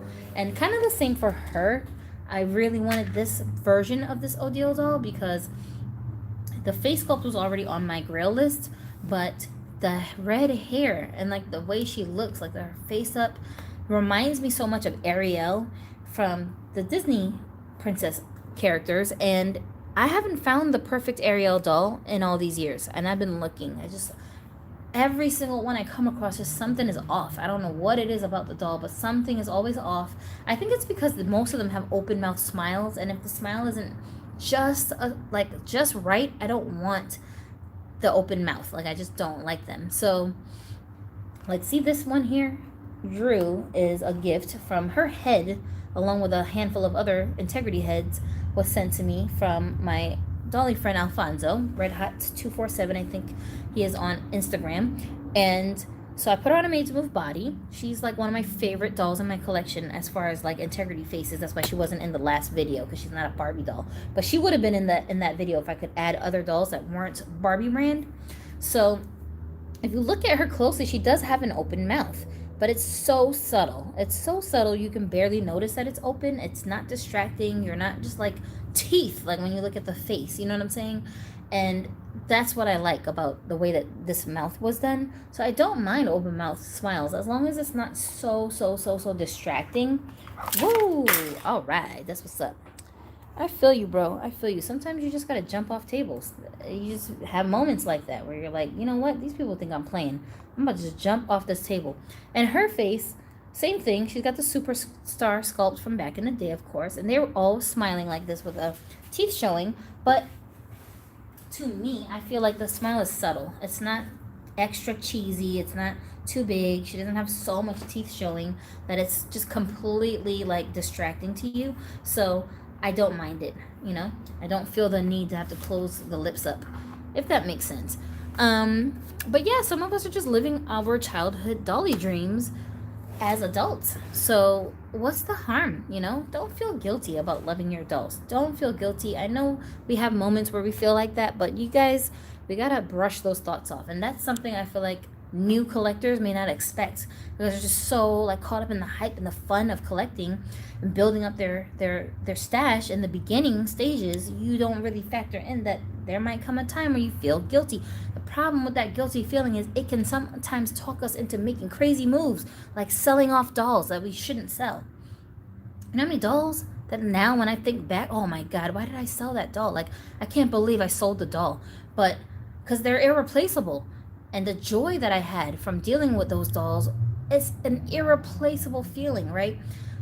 But in the moment, my guilt, you know, for me, my guilt was with my larger dolls that were like child size. Oh my god, you guys, those I love those dolls almost, not exactly, almost like as if they were my actual kids. Like, I used to dress them, I used to groom their hair, I used to like pose them around my house. I would sleep next to them. They would be in the bed with me. They were like my cuddle buddies. I loved those dolls, right? They all had names. They all had personalities. They all looked like children of about 4 to 6 years old. And they were the same height as a real kid at that age group. But as we were moving down south from New York, my guilt for, we're not going to have space for all these big giant dolls that are just cramming everything, and I'm about to move my entire family to a brand new state. I don't know what we're doing. Like, we don't have an actual plan here. We're just figuring things out as we go. And I will feel so bad if my doll collection is what stops us from being able to move into a place where we're comfortable, because now everybody has to move over a little bit for my dolls. And at the time, I think I had like 6 or 7 of those big dolls. So I just made a stupid move and like sold all of them. And I was like geeked, because I was like, yay, they sold so fast. Like, I was like proud of myself that I didn't have to wait a long time to sell each one. Well, duh, because the dolls are so rare. They're all limited edition dolls, 350 pieces worldwide, ever manufactured. 350 pieces, that's like nothing, you know? And all my dolls were like ethnic dolls. They were really cute. So the ethnic dolls are even harder to find than the Caucasian ones. Bro, of course they sold quickly, right? But at the time, because I wasn't that experienced with collecting and like how the doll world works, I didn't even factor that in. So I just sold the dolls off. And then when I got down south, not only did I not need to sell those dolls because we had enough space, we had more than enough space. The place we ended up living at was like a 5-bedroom, 2-bathroom. We had like, I'd say we had 2 living rooms, but I think that's because one was probably a living room space and the other one was like a, I don't even know. I don't know. White folks be having like 7 different rooms in their house for no reason that are all common areas. And they just give it a bunch of different names. Den, family room, living room, dining. It's all the same thing. You know what I'm saying? But they'll have all these different spaces for multiple functionality, and they're all common spaces. So like, that's how my house was laid out. And I was like, are you kidding me? Like, if I knew that we were going to end up in a place like this, I have so much space here for my dolls. What the heck was I thinking? You know what I'm saying? And to this day, I regret doing that. Every single one of those dolls, I regret selling. If I could just get one of them back, just one of those dolls, like, I will be satisfied, you know? So I'll scour eBay sometimes just looking to see if any other collectors are selling off their own dolls that are the same as those dolls that I sold. But when I do happen to come across one, bruh, the price will be like $600, $700 for one of those dolls. And the retail prices for those dolls were like $250 when I bought them. So I'm like, are you kidding me right now? Like, why? Therefore, that's why I'm sharing this with you guys. If you are a newer collector, you just starting your collecting journey, if you're still under 50 dolls, if you're a seasoned collector and you're having these bouts of guilt where you're like, people are making me feel some kind of way that I have all these dolls. They're telling me it's too many of them. They're telling me that it's bleeding out into the other rooms in the house. Try your best to accommodate the people you're living with, because you don't want to just be offending them. But at the same time, don't do it at the expense of your own joy, your own happiness, because you have these dolls that you enjoy. You're getting something out of it. Sometimes I'll look at them and be like, it's just plastic people. Like, what do I need these plastic people for?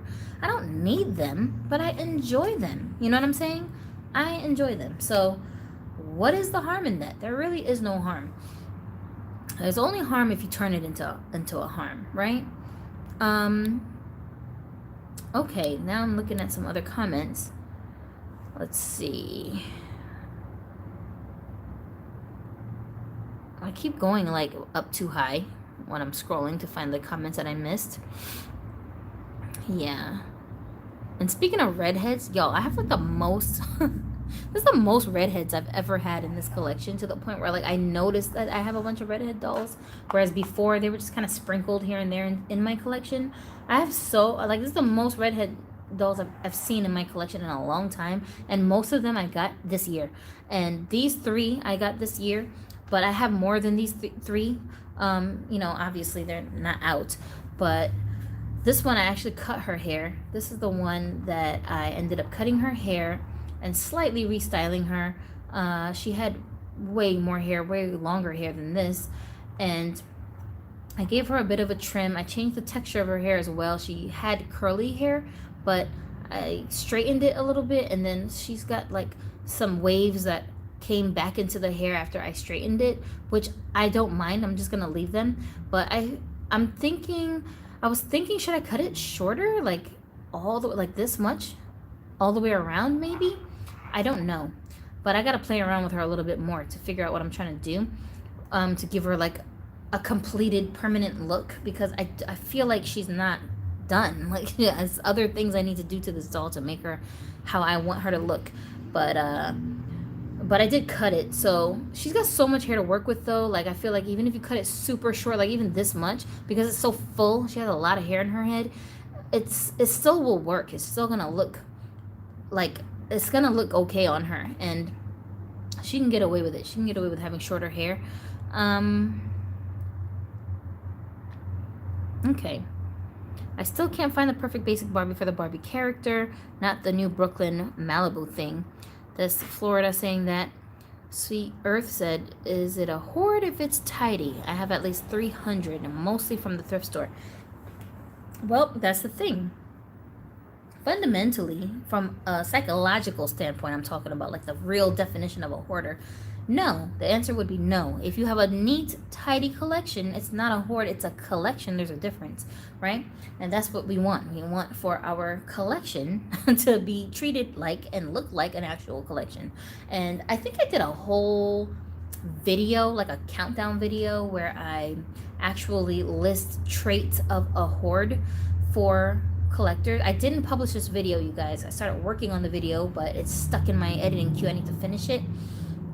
But I actually break down what characteristically makes your collection an actual hoard.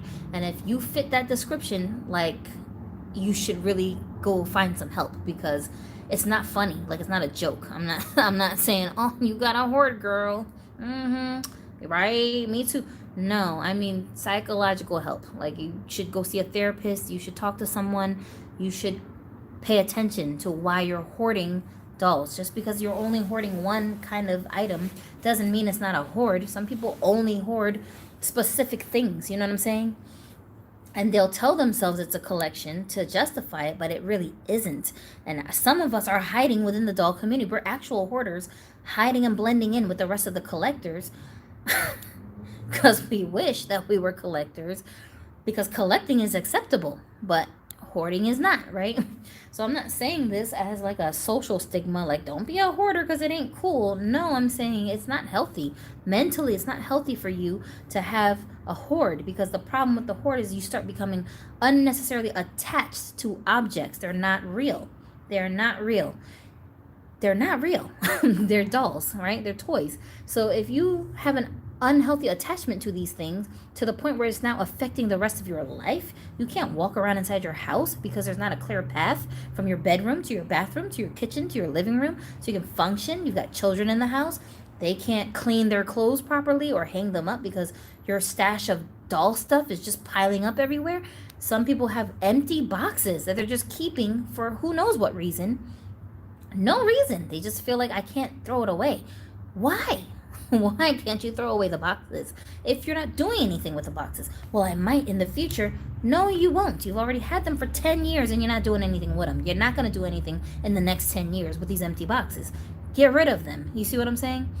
But because we have a psychological problem that's preventing us from parting ways with this object, we'll just keep justifying to ourselves that it's not that big of a problem. And everyone around you is seeing the problem except for you. That's a problem. You see what I mean? So as a fellow doll collector, I feel like that's easier to hear from another collector who, you know, it's not in my interest to discourage you from collecting a doll. It's not. I don't get anything out of that. Why would I do that? You know what I'm saying? I don't care what you're doing with your life. I don't live in your house with you. But if you hear the things I'm saying and it's raising red flags, now you're going to have to do something about that. Now you have to pay attention to that, you know, because your happiness might be on the line. And it's like the hoard is a very temporary satisfaction that you get from whatever you're doing with your items, you know. It's very short-lived, and so it's like an addiction. You have to keep adding more stuff because you can't get that feeling back until you get another item and another item and another item. And half the time the items that you're adding, they're not even functional. They're not functional. Sometimes it's broken stuff. Sometimes it's stuff you dug up out the trash. Sometimes it's stuff your friends were going to throw away. And you're like, no, save it. I'll take it. But then you come home and it's just all in a big pile. Like, you're not doing anything with it. Is that a collection? You see what I'm saying? That's not really a collection. There's something else going on here. And you got to think about these things. It's because it's in your best interest. You have to think about these things. You can't run away from your problems because you're defeating the purpose of collecting dolls. This is supposed to take stress away from your life, not add more stress to your life. You see what I'm saying? The biggest way to tell if your hoard is a hoard is look at how what you're doing is affecting your relationships with humans around you. If that collection is more important to you than keeping your husband, keeping your children's respect, keeping your family members engaged, if that's more important to you, you'd rather have the dolls around than to have humans around, something is wrong. You see what I'm saying? You gotta take a look at that. Not at the expense of your existing good relationships. That's not what you want to be doing. I have one with black hair, the Native American one. So cute. Okay, that's Daylight answering somebody's question. Jay Lopez said, I think I missed. What are the 5 secrets that collectors should know? So the first 3 things that we've gone over so far. One is that this collecting hobby is a gateway to becoming a collector of other things like miniatures and other doll types, like sub collections will be birthed from your main doll collection. It's just something you're gonna have to expect. Another thing is that your dolls kind of there's never enough. You're not gonna come to a place in your life where you're like, I've got 1,000 dolls. I think that's good. I've broken a record. I'm good with that. No, sorry. Like 1,000 sounds like a big number. 400 sounds like a big number. 100 may sound like a big number. But when you reach that number, you're going to be looking at the stash going, yeah, but I don't have this one doll. But I still don't have that one doll. Like, you're always going to find another doll that you can add to your collection. So that's one other thing that you have to just anticipate as a new collector. Don't put a number in your mind where you're like, once I have 40, I'll have enough. No, you won't. No, you won't. When you get to 39, you'll have another 20 on a list that you need to add to your collection. And the reason why I think this is because there's always evolution in the doll collecting community as far as the products that are manufactured. Like Rainbow High didn't exist 20 years ago. You see what I'm saying?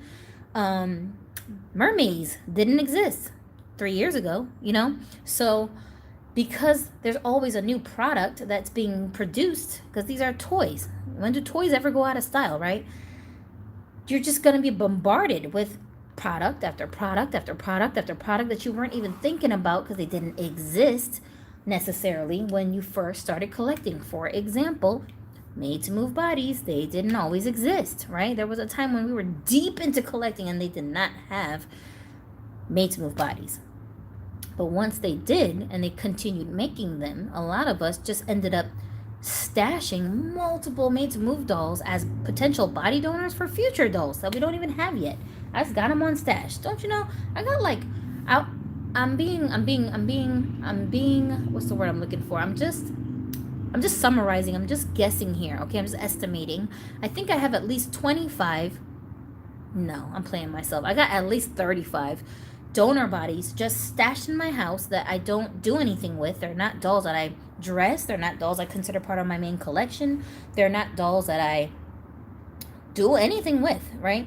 They're just bodies, but they came with heads. They came as an actual complete doll, but I don't treat them like a doll that's part of my collection. They're just stashed away in a drawer, stashed away in a box, stashed away on my walls, wherever I can fit them at, but they're just waiting for me to pull them out of their containers, strip them, pull off the head, use the body as a donor so that when I find dolls like this, they came with a stiff body, she'll be able to have a new body. And based on that, I just have a bunch of dolls like that I just keep on stash. That's all part of doll collecting. If you're a customizer, you know? And for some of us, it's not bodies, it'll be clothes. For some of us, it'll be shoes. It'll be certain body types. It'll be, like, for example, some people don't like Made to Move bodies, but they love integrity bodies. They're just a lot more sleek looking, a lot more model-esque. So they like to put Barbie heads on integrity bodies, but those cost way more than a Barbie doll's body. But some of us just got it like that where we can afford to do that. So you're going to see people who are just finding ways to add and add and add and add and add to their collection, not necessarily meaning to, but not with the intention of just having 300 dolls, but it just turns into that, you know? And sometimes the bodies be on sale, so like you'll just stock up on a whole bunch of them even though you don't really need them. The other thing we talked about so far is also the guilt factor, because a lot of us are trying to relive our childhood doll dreams, and we don't really know how to do that other than actually get dolls, right? So the guilt of handling the dolls, of enjoying yourself, of going back to your childhood and like reliving some of those memories. For some of us, it's the opposite. Some of us were spoiled with every kind of doll that we ever wanted. Some of us, very few of us, but some of us did have that experience. And even that experience could prompt you to continue it as an adult, because you're like, bruh, I could just keep adding more to what I have. Mommy and daddy bought me all these dolls. That's what's up. That's cool. But now I'm about to go and get my own dolls with my own money that I like and get more things for them than what my mom and dad would spend money on, to just add to what I've got. You know what I'm saying? So that was one of the other things. And then the next thing we're talking about is, it's kind of related to me talking about like how you just never have enough dolls, but basically it's impulse buys and the art of predicting which dolls will be on demand when they come out. I know that sounds a little confusing, so let me break it down for you. Okay. Also, J Lopez, if you're still in here, is it J stand for Jennifer? Is that just a coincidence? You're not Jennifer Lopez, right?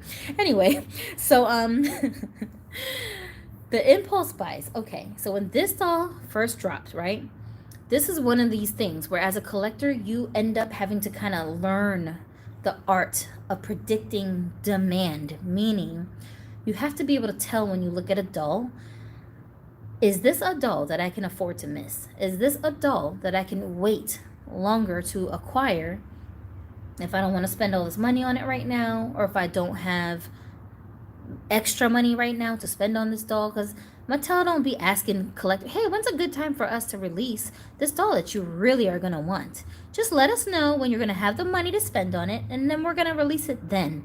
No, that's not how they do it, right? They just throw it out there.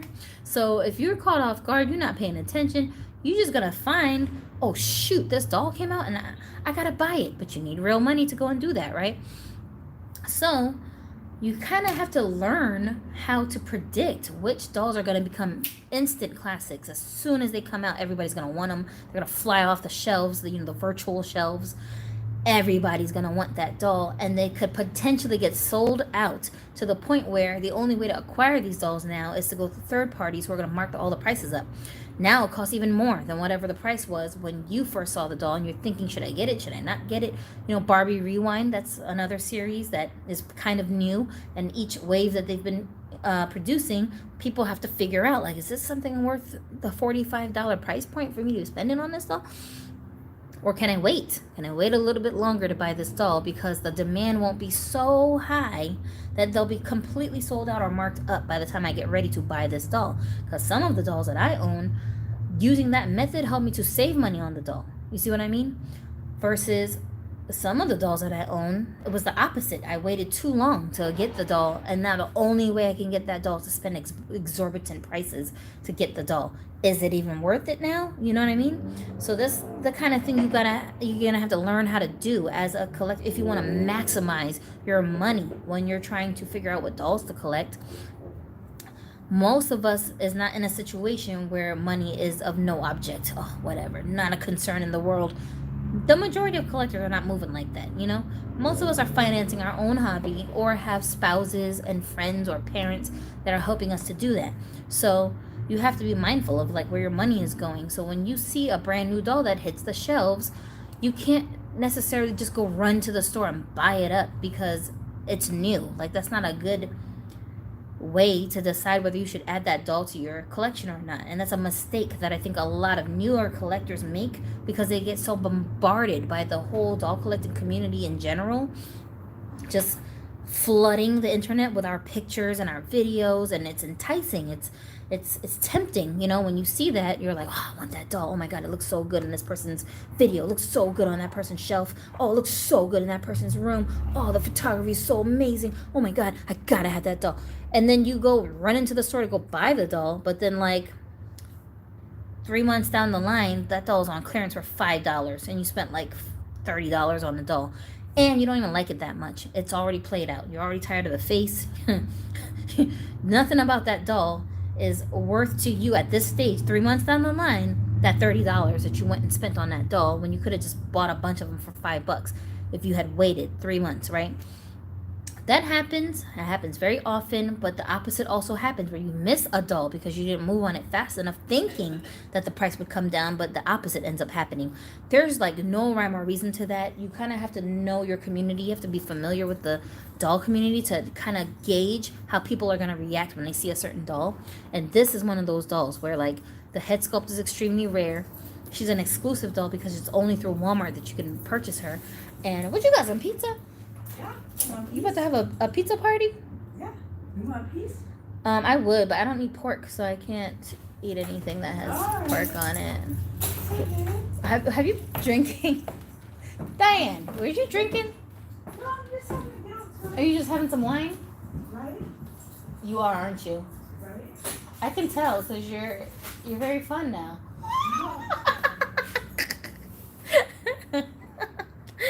She's the best when she's tipsy. Maybe I should just go hang out with her. Oh my gosh. Y'all, my neighbor. She's hilarious. She just stumbled up the stairs with a pizza. Oh my god, she's so cheesy. Like, she's smiling so hard. She's not high. I know she's not high. I live in Washington State, right?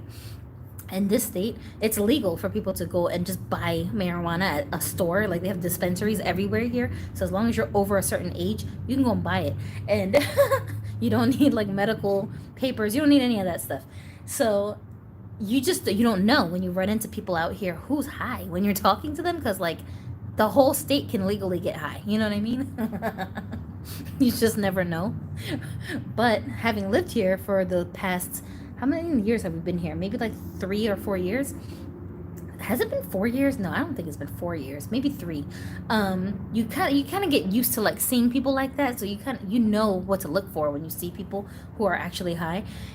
Her, I don't think she's high. I think she's tipsy. I think she's drinking alcohol because she just had a look on her face. She's like way too happy looking. Let's see.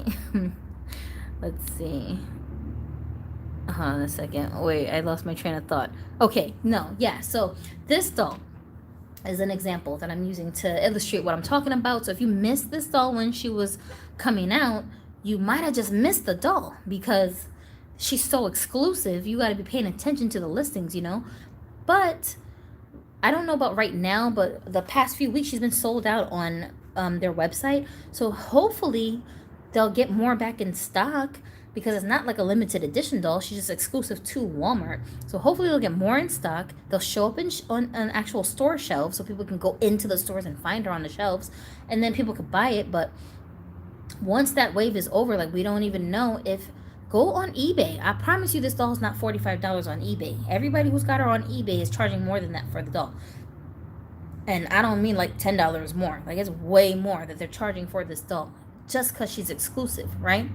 If Walmart doesn't put her back in stock anytime soon, those prices are going to keep going up and up and up and up and up. So if you want this doll, this face, you may end up having to spend that kind of money until they come out with another doll that has the sculpt that looks like something you want to spend your money on. This is something you have to gauge. So that takes me to my last point, which is that you end up having to learn how to identify dolls.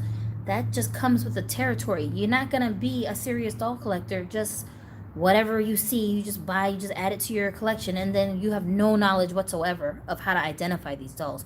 It's impossible. It's not possible. Before you know it, you're going to end up being somewhat of a dolly expert, at least in the niche of your specific collections that you are interested in. So if you're into BJDs, if you're into Integrity, if you're into Barbie, if you're into Moxie, if you're into Liv, if you're into the mermaids dolls, whatever your niche is, whatever you like, eventually you're gonna end up learning character names, you're gonna end up learning face molds, you're gonna end up learning body types, you're gonna end up learning eras, like year spans where they made certain kinds of dolls. Like, for example, somebody was talking about how they prefer certain types of bodies, right? For the older, the 90s bodies, you're gonna learn the differences between all of those things so you can identify traits in your dolls easier. So when you're trying to add to your collection or even eliminate things from your collection, you know how to prioritize that stuff.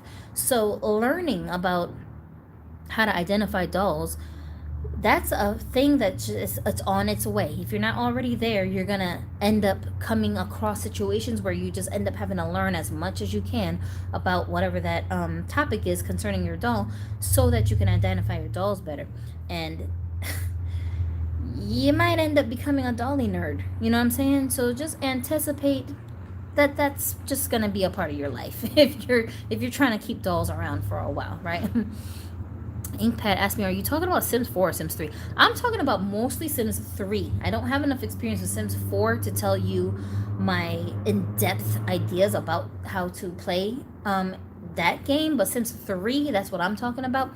I didn't graduate to Sims 4 yet because I haven't even got the maximum play out of my Sims 3 characters yet, and I've had them for freaking years, and I can't even turn my computer on and put it on, because I just know if I start playing, I'm not gonna get off the computer. Like, bro, like when I didn't used to work and I was home all day, I swear, I would be on the computer for like 7 hours straight, just doing stuff with my Sims characters, and like the bulk of that time was me just designing characters, and it was crazy. It was crazy, and I would just be like, did I use the bathroom? Did I eat?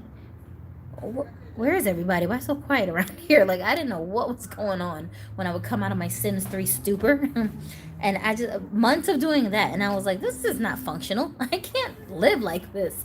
I gotta get out of here. I gotta get off of this thing. So I shut it down, and then I haven't been back on since, but I have like a bunch of expansion packs, like the whole night. I even rigged my game so that I have like tons of mods. I start off every family with like $100,000 or something, because I get so sick and tired of trying to work my way up financially to get all the stuff that I want, because I'm a creator. I want to create. I want to be able to like build and design and change things and buy things. So that's the fun for me. So I just put a hack on my game where I don't even have to worry about that. As soon as I start, the family just starts off with a big chunk of money, so I can just go and buy all the supplies that I need for my doll's house to be immaculate, for them to have like a wonderful wardrobe, for them to have the styles that I want. Like, the whole game is modded for me. And Sims 4, now they probably have all the mods now, but at the time when I was doing all of this, Sims 4 had just came out, so there was none of that stuff for Sims 4, so I could kind of afford to wait on playing it. Let's see, I don't know when I'm ever gonna have time to go back to playing that freaking game. It's so addictive, you guys. Don't play Sims, because you're gonna get addicted. Sorry, you're just gonna. Let me see. My bedroom is basically a toy room now. I know, right, Galaxy? I feel the same way. We need tall, curvy, and petite curvy. That would be really interesting to see. A tall, curvy, and a petite curvy. That's what made me wonder about modifying the bodies more, where we can kind of mix match parts instead of just heads and bodies. But I tried to do it. I tried to remove the legs off of one of my Made to Move dolls, I think.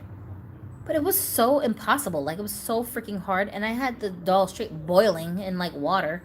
And I could not do it. Like, I couldn't take apart the body parts. And it was freaking driving me nuts. And I was like, this isn't going to work. And then also I noticed that with the curvy dolls, because I was trying to see, can I put curvy legs onto a petite body or, like, a regular body? I don't think you really can, because unless you do a lot of, like, sanding and modifying, because the joint here in the back,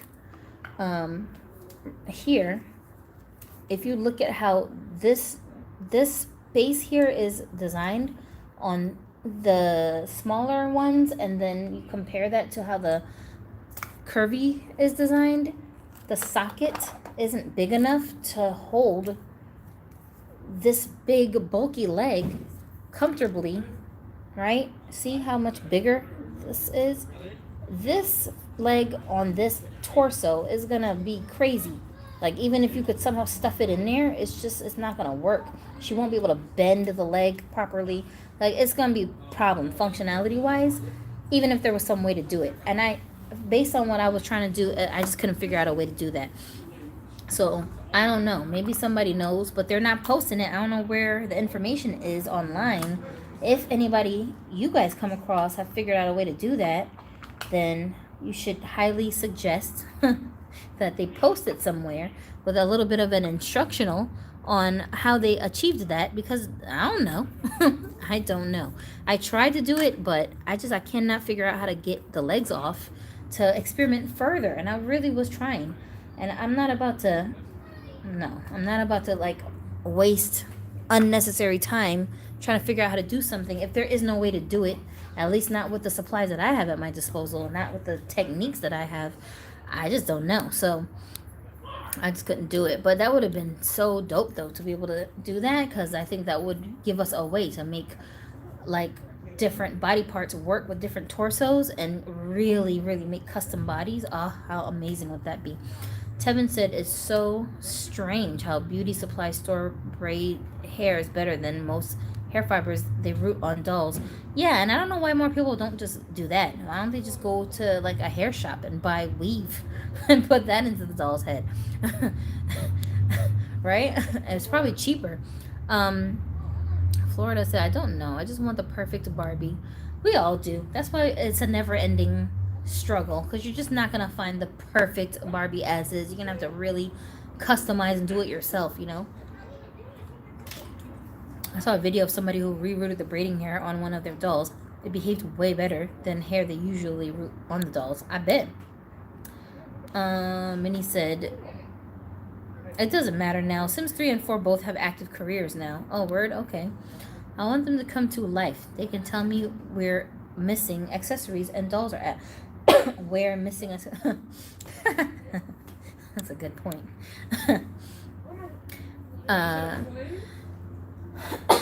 Ooh. All right, I'm starting to lose my light, so we're gonna have to start wrapping up. And of course, I'm over my time. I don't want to miss these comments, y'all. Hold on, let me just read. I just didn't know whether she was talking about 4 or 3, because I don't know too much about 4, because I stopped paying attention after 3 discontinued. Really. Tevin said, I recently bought a Barbie on the old school articulated body from the 90s. Now I want to get her rerouted, because I almost jacked her hair up. It was shedding, and I almost burnt a piece. That's the worst. Project Fashion said, of the dolls on the stream, which doll would you want to come to life and be life-size, like in a movie? Which doll do you think would have the most unique personality if they were to come to life?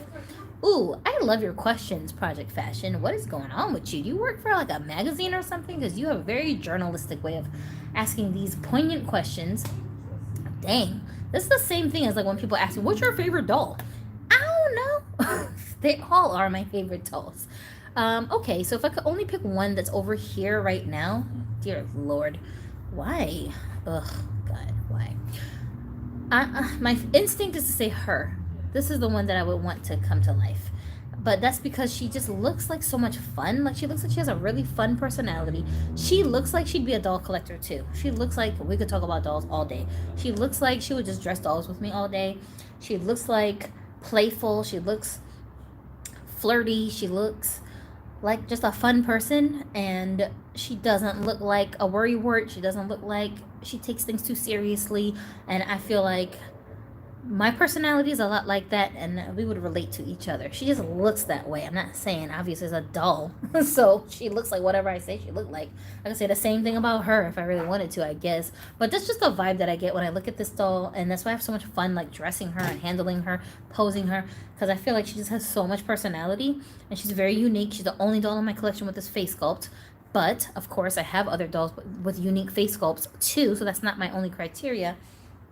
I just feel like I would just have so much fun with this doll. If she came to life, I would ask her a bajillion questions. I feel like she would totally cuddle me. I feel like she would just so be okay with me cuddling her and smooching her and touching her face and being so out of bounds and crossing so many boundaries. And she would just be totally okay with it. And she'd understand that that's just what it is. That's just what I am. That's just who I am. That's just what we're doing today, you know? And she'd just be like, you know what? I don't mind. It's fun. It's fine. I don't mind. I'm squishy. You can squeeze me. It's okay. That's what I feel like she would do. Okay? So that's why I pick her to answer that question. Lord, am I allowed to say this stuff on camera? I don't know. Nora said, I stopped feeling guilty about buying dolls. So many people said I needed to grow up. Yeah, and I feel like those people need to grow up. They need to be worried about themselves. Don't be worried about me if I'm doing what I need to be doing as an adult. Duvesay, I don't know if I'm saying your name right. I limit my collection by only keeping red-headed dolls. Are you joking? Are you joking? Please tell me you're joking. I don't know how that's possible. How can you only have red-headed dolls in your collection and not anybody else? How is that even possible? I want to know. There's not even enough redhead dolls to be able to do that. Can Papa said yesterday we could go to the store. Can we not go to the store? Why are you asking me if Papa said okay? If he said it's okay, then it's okay. He's the boss, not me. Why are you asking me that? Because I got like $15. You got $15? You rich. You told me that I had like $15. Word, you gonna buy me some food? You gonna buy me something? Wow. Yeah, go to the store. Okay. Mm-hmm. I don't have it in my purse though. Where do you have $15 at? You said I had $15 in my bank. No, I didn't. I never said that. You spent that money. Don't you remember? You don't remember spending it? Wow. Wow.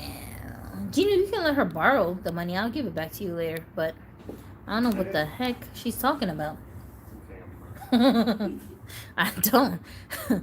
Okay, I'm almost done though. Yeah, you do. Just go buy something at Walmart, pay cash, and then I'll give you back a bunch of bills. Okay, I just like to convert the negative people. This is Minnie G saying that. And that's the thing too about like trying to change people's minds about doll collecting. I feel like there was a time when I thought that was worth doing until I realized it's not. You're wasting my time. I'm wasting time defending myself to a person who's made up their mind that it's weird. So as long as you tell yourself it's weird, it's like nothing I can say that's gonna make you snap out of it. But you know what does work a lot of times is not people that are being all critical, but people who are like kind of neutral about it. They don't really know how to react. Those people, as soon as I show them a few pictures of my collection, I'll scroll through my Instagram feed, let them see that. Then I'll show them you guys' stuff. Look at all these miniature things that people are making. Look at the room sets people are making. Look at these awesome clothes that these people are making. When they see that level of dedication, they switch. They don't outright just be like, wow, doll collecting is amazing, I want to do it. Not like that, but like they stop becoming critical. They stop saying things that sound kind of critical, you know? They just respect it. They start asking me questions of, wow, how do you do that? Ooh, can you make me a doll that looks like my kid? Like they'll start, their brain will just start going into like a different place where now they're seeing all the positives instead of the negatives. And especially when I'd be like, well, if I told you that I decided to be gay tomorrow, you wouldn't question it. If I told you that I'm going to go move to Japan tomorrow, you wouldn't question it. If I told you, I just be doing crack now, like you wouldn't like it, but you're not going to question it. You're not going to give me a speech about why I shouldn't do crack. You're just going to be like, well, you're an adult. If that's what you want to do. Oh, well, you know what I'm saying? So when I put it like that, most people just back off. Blake said, that's why I only converse about dolls with other doll collectors and close family. If I have any haters, I would not know about it. I hear you. Daylight said, Nora, no way. Who wants to grow up? Joking. People telling you that need to grow up. You have a hobby, which is no different than anybody else's hobby. Yeah, exactly. Inkpad said, I talk about dolls to anybody who wants to listen. I'm the same way. Nora said, that's why I just carry my dolls around with me, because it's like a conversation starter. And if people be like, well, what's that thing in your hand? Oh, a nice doll. That'll start the conversation, right? Ill? Who's doing that? Who is doing that? Nora said, a long time ago, I sold my first collection. Then I bought my first holiday Barbie in the last few years. And I stopped listening to them. Now I have a good collection. Amen. Tevin said, I have the blonde jewel hair mermaid Barbie I bought, MIB, several years at a thrift store. Oh, really? Somebody opened her, and sometimes the hairs get nappy. She's still in the box anyway. Yeah, that's what prevented me from actually buying one of those dolls, because I already know their hair is going to get on my nerves because of the fibers that it's made from. I think it's like nylon hair or something, and it's not as smooth as like saran hair, and it can tangle, and I don't have time for that. So I was like, she'll suffice. Yo, that motorcycle sounds pissed. Like, it sounds angry. It sounds like it doesn't want to be here. That motorcycle sounds like it's like, can you do something about this, bro? Because I do not want to be this noisy. I do not want everybody in town knowing where I'm at when I'm trying to be incognito. You cannot have a whole, you can't have a whole, like, a double life driving around on that thing. No, you can't have a side hoe because everybody in the neighborhood gonna know that you going over there to see her. Sorry, that's not a vehicle for a sneaky person to have. Let's see. I have the. Oh wait, I read that. Galaxy said, funny enough, I actually have a jewel hair mermaid midge that I was going to reroute for a friend of mine, but never got to do it yet. Well, that is a good coincidence. Tevin said, I wish I could afford all the shiny and all the Soul and Style dolls, especially the sis guys. Yeah, a lot of us missed out on those guys. Blake said, back when it was actually fun to watch commercials, the 90s were great in that way. Actually, 70s, 80s, 90s had the best commercials. I just sing along all the freaking songs from those commercials for the Barbie dolls. Galaxy said, if you're looking for a good Ariel head, one of my friends made custom Ariel heads, and they're pretty good. Really? How do they have custom Ariel heads? Tevin said, I also want all the black Barbie dolls that Naya Riviera model for line Super Talk. I have her somewhere. Cut and Style, Bubble Angel, all the Barbie boxes that she's on. Nora said, my husband recently bought the jewel hair mermaid Christy. Now I have the entire set. Love their long hair. It's expensive, but worth it. My husband spoils me. And you should never take that for granted. Ever, ever, ever. If it wasn't for my husband, I wouldn't have half the dolls that I have. I wouldn't have the Grail dolls that I have. Tevin said, I'm grateful for the shiny and one sis doll I own. Blake said, you know what? I have all the sis dolls, like each character from the sis series, but only one of them has their original face, which is the Marissa one, and that's my channel mascot that I call Soan. The rest of them are all repainted, and when I got those dolls, I got them to repaint them, so it didn't even occur to me at the time when I was repainting them, like what dolls they were. I didn't understand the significance of those dolls, right? But I don't care that I repainted them. I like the repainted versions. It's just a funny coincidence that I have all of them, but like none of them are in their original condition except for that one. Blake said, I'm absolutely living my childhood doll dreams. I sometimes feel weird about missing my dolls. Right now, I'm at work and I cannot wait to get back home. I feel the same way, bro. Daylight said, Gypsy, right, Diva mold is from Barbie and the Rockers. I know the mermaid doll you were talking about. I had some nude. I'll check my stash, but she won't have clothes if I have her. Oh, really? Blake said, is it Moschino Barbie? No, I don't have any Moschino dolls in my collection. No, but she actually looks just like that one. This one here, she looks like one of those Moschino dolls. And let's see. If I could afford a 90s black my size Barbie, I would have one of those too. Shauna Joshua, hi, greetings Gypsy. I have maybe 600, but most are in clear bins and I rotate them from time to time, season to season in one display cabinet I have. Oh, that's interesting. Yeah, once you get past the 50 doll mark, that's why I say under 50 is a small collection. So once you get past that, you can't even display all your dolls at one time. Like with 50 dolls, if you spread them around your room or out into the rest of your house, you could perceivably just show all of them off at the same time. They could all be dressed, they could all be on a shelf, and it's not necessarily taking up a whole bunch of space. But once you get past that, it's a challenge, especially if you don't have a big space to work with. Blake said, I keep my boxes. I'm not going to do anything with them, but I love the vintage box art so much. I can't bear to throw them away. I trash all newer packaging though. Yeah, and I think, I think everybody has like certain boxes that they like to keep, so they keep them.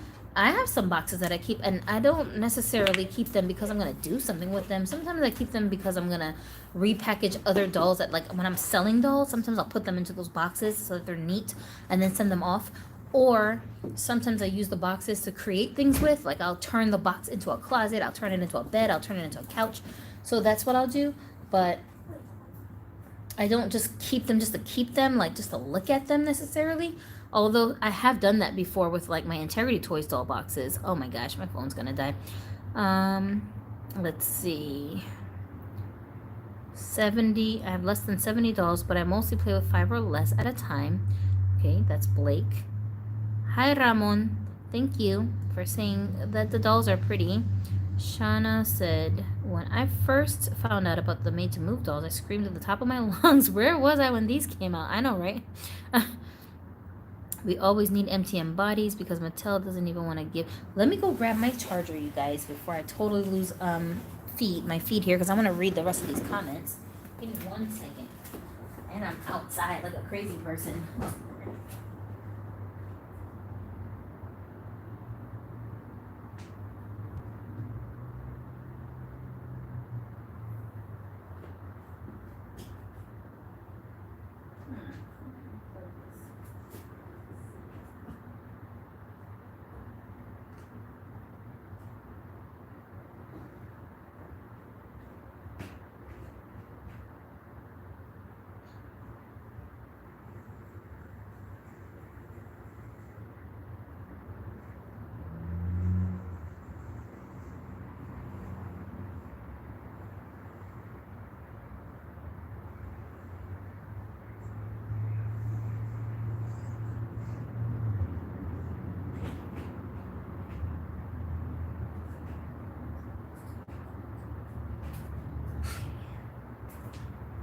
Reaches.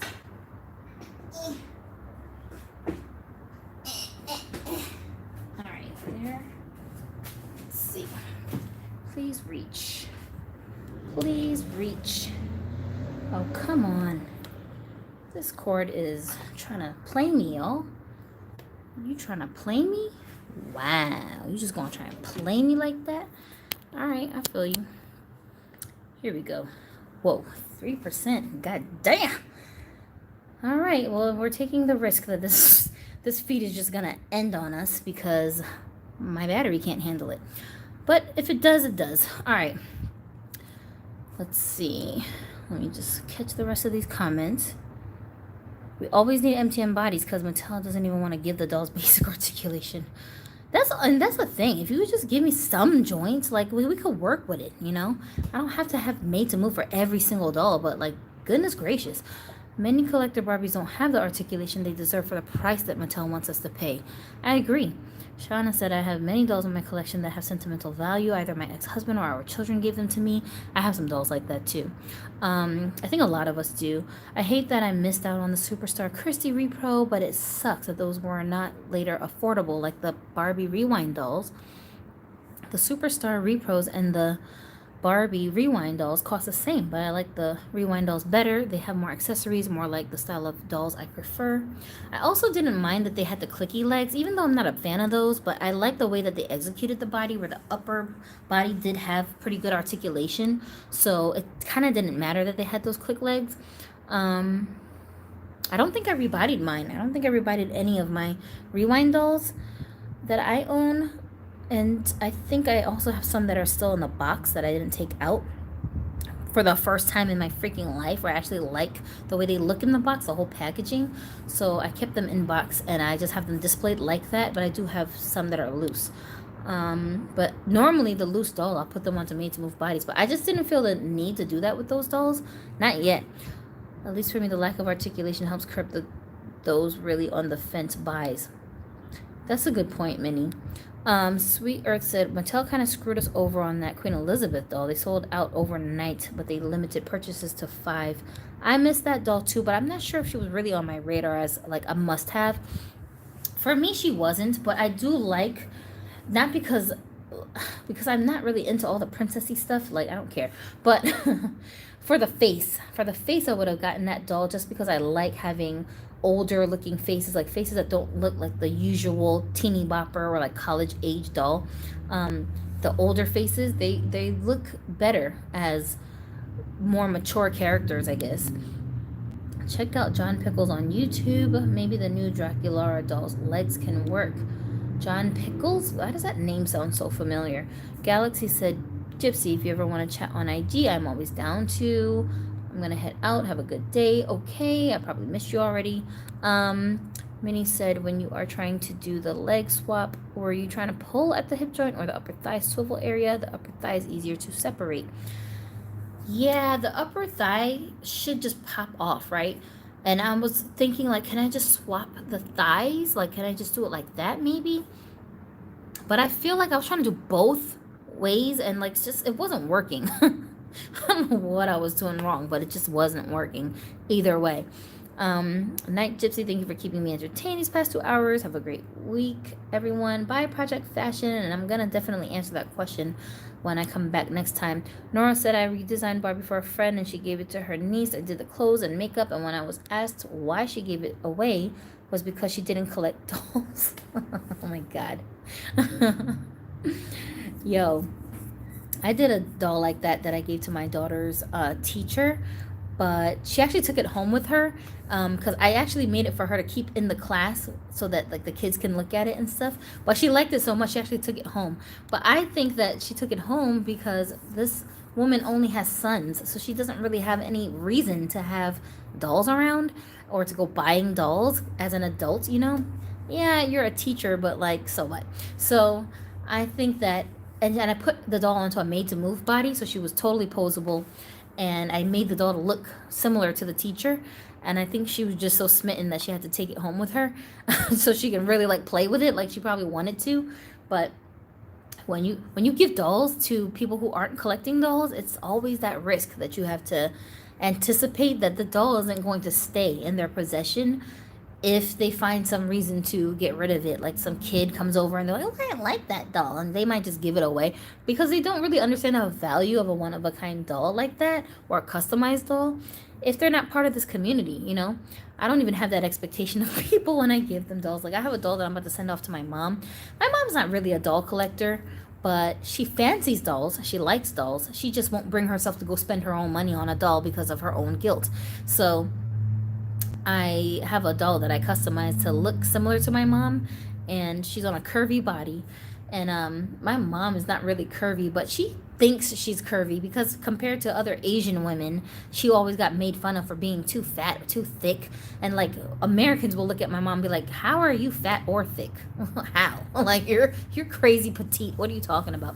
But to them, because their standards are different, they look at her and think that she's like bigger than she's supposed to be, I guess. So I just thought it would be a funny joke to put the doll whose head looks like my mom and then put her onto a Made to Move curvy body so she can really play around with her and like and really get like the essence of what it would be like if she really was curvy, because my mom is far from curvy. Tevin said Barbie Extra 14 is the closest thing to a Moschino Barbie I ever owned because the Moschino Barbie are so expensive, and I definitely missed out on all of those. I did like all the clothes that they came with and all of that stuff, but I definitely missed out on them. And when I'm looking at, oh shoot, I can't even move my thing like that. Let me stop because this charger does not want to move with me. Hello. Anyway, yeah, she really looks a lot like that doll. I think it's the same face sculpt, that's why. But the style, like the big hair, the curly hair and all of that. Let's see. John Pickles is the father of Rugrats. Oh, John Pickles. That's right. That's why that name sounds so familiar. I'm like, I know somebody with that name. How can this be?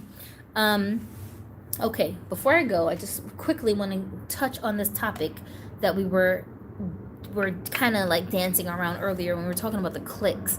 And if you're new to collecting, then you might not be familiar with this, but most of the rest of us know what I'm talking about here with the clicks. So it's very prevalent in this community of people online, just like any other community of people online, for people to have their own opinions about things and feel very strongly and passionate about it, and they have every right to feel that way. But then they'll kind of group up into these little cliques of people who have certain views about collecting dolls, and they will kind of stick with each other and then almost like shame or like shun people who don't agree with their views, and verbally attack them, or like, you know, just throw shade at each other and stuff like that. That happens in the doll community. Now, part of that I think is because it's predominantly females in this community, and there's a lot of cattiness between women, and there's a lot of bullying in the female community as well that doesn't get looked at like it's bullying, because it all seems like it's harmless because it's a bunch of women and we're not necessarily violent towards each other, and we're not going to threaten each other with violence. So I think that's why it just slides under the radar. But the thing that women are really good at doing, by Blake, is psychological abuse. We're very good at being manipulative and just psychologically wearing on someone until they just can't take it anymore, you know? Like, who's watched that movie Mean Girls? I think that movie was so popular because it was very relatable, and a lot of females who were watching that movie, were like, oh my god, that's so be happening. Like, that happens all the time, So we find ourselves in these situations, and it crosses over. Are you freaking kidding me? Just why? There should be like a law that after a certain hour in the night, you cannot ride around on a motorcycle. That's that loud. It should be a law. Just why?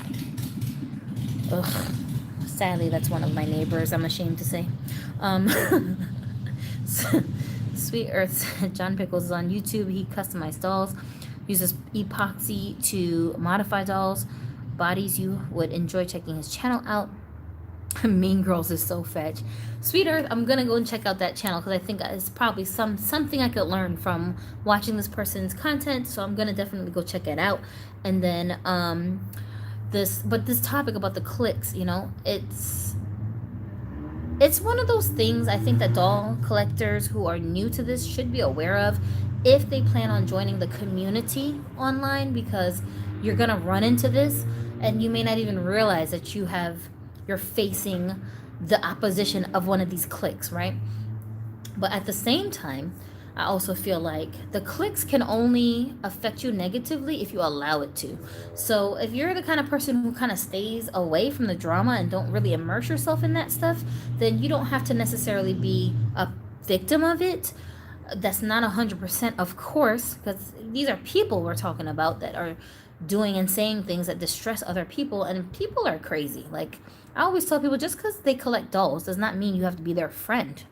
There's plenty of people that have deep psychological problems that hang out on the doll communities and collect dolls, and may even be very popular doll collectors, but they got mental issues that they take out on other people, which they shouldn't be doing. I'm not saying if you have a mental problem that you should not have friends. No, I have a lot of people have mental problems, but there's a line that you draw between taking my problems out on you, another person who has nothing to do with my problems, versus me just internalizing my issues and trying to work them out.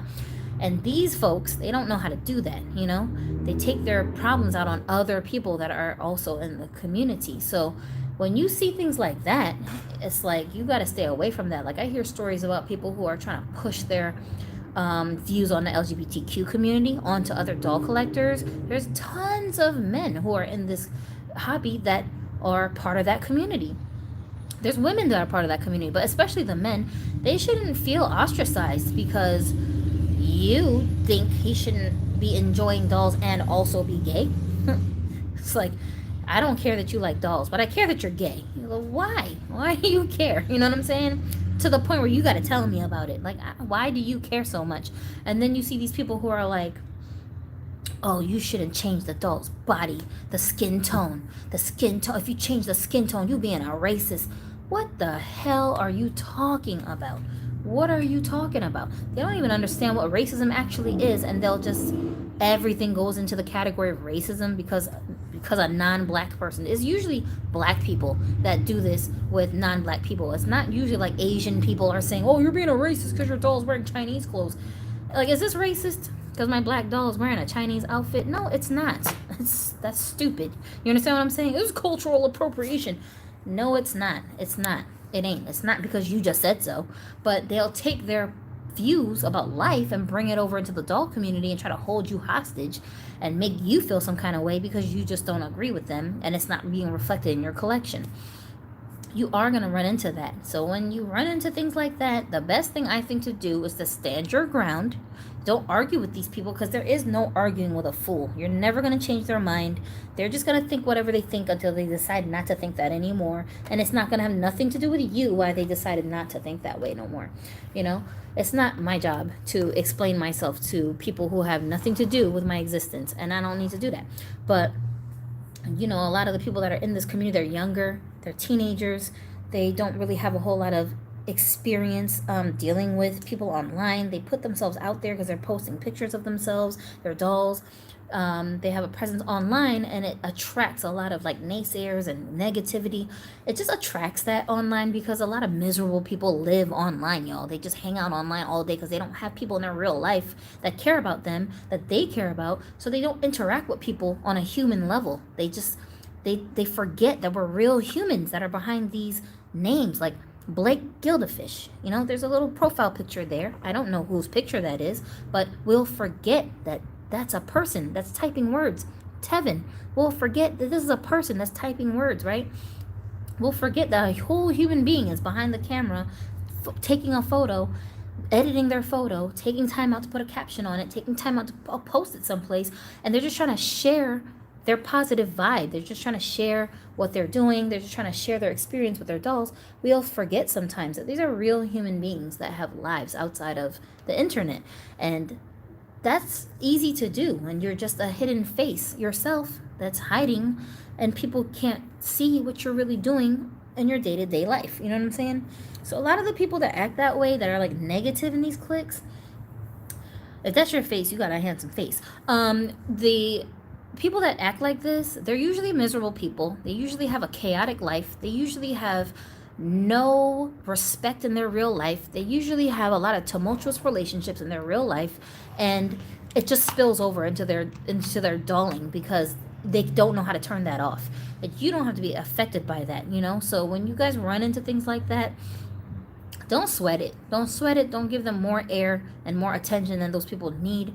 You don't have to stand up for the whole entire community and tell them off. You don't have to do any of those things. Just mind your business. Enjoy your dolls. Block the people if they're harassing you. I've had people straight up harass me, you guys. Straight harass me online multiple times. And I'm grateful that I think I've created a space for myself and for my dolly friends where it's safe for us to just express ourselves and talk about dolls and share our thoughts. 90%, which is a huge percentage considering how toxic the internet is. So I'm satisfied with that. The 10% of people that act a fool, I don't be paying them no mind. So my usual tactic with them is I'll give them one response where I tell them off. I won't just be like, shut up, you don't know what you're talking about. No, I'll use logic to debunk whatever it is that they're talking about.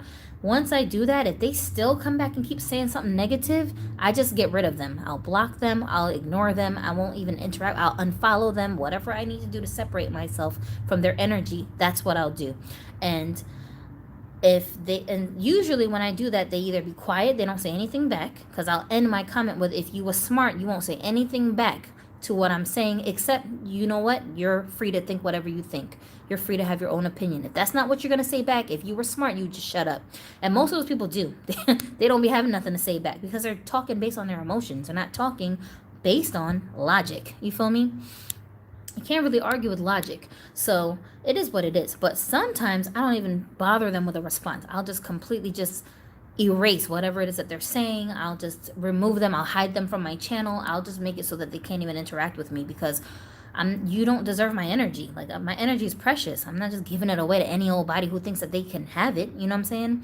I got real life people here that need my energy. I'm not about to just give it to you online to a blank profile. I don't even know who you are, and I'm just giving you all this energy. Why? It's negative energy? Nah, I'm out. I can't do that. You know what I'm saying? What face sculpt do you think is the best for you, Gypsy? What do you mean? Like as me? You know what? That's a funny question, because I actually have a mini-me that I don't like, because I don't think she looks that much like me, and she annoys me, but I still use her as my mini-me. It's like the weirdest relationship to have with your mini-me, right? But that's what it is. That's why I don't see her that much unless I really need to like pull her out. But honestly, right? And somebody said that this doll sort of kind of looks like me, and I wasn't sure why they were saying that, because I don't got red hair and I'm not white. But I was just looking at the sculpt, the face sculpt, and I was like, bro, like, if this doll had her complexion and maybe even a face up similar to this, where she looks a little bit more Asian, she could pass as me with a different color hair. And so if I could find a sculpt like this that was in a different skin tone, I would probably use that as a mini-me in the future. But for now, I mean, well, what could I do? But yeah, so that's probably the closest thing I've come across so far that, believably, if I had a doll that I made to look kind of like more like me, I would say that doll would be a good candidate for the basic face sculpt. Especially like now I'm a little bit chubbier, so you probably can't even tell. But if I like take a picture of myself from when I was younger, when I was like thinner, and hold it up to this doll's face, I see it. I can see like the shape of the face, the cheekbones, the little tiny little nose, like she barely has a nose, and all she needed is some Asian looking eyes and a darker skin tone and a different color hair, and she could totally get away with being my mini me. Simone says, hi, hello, I'm curious of if you make any of the clothes yourself. I wish that I do. I wish that I could, but I suck at sewing, so the answer is no. I do have my son, who's a very skilled, what do you call men who sew? They're not seamstresses, obviously, because that's what you call women that sew.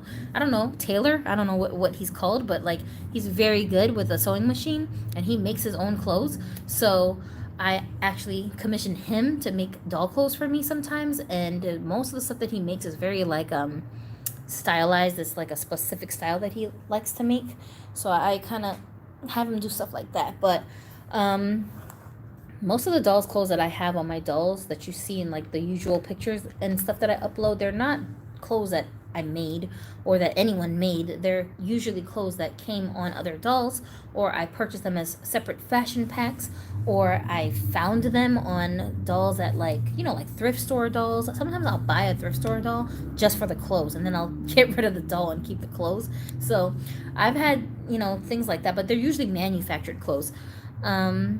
They better use that Odile sculpt more, or else I will go crazy. Wait, I already did. I am crazy. You funny, Florida.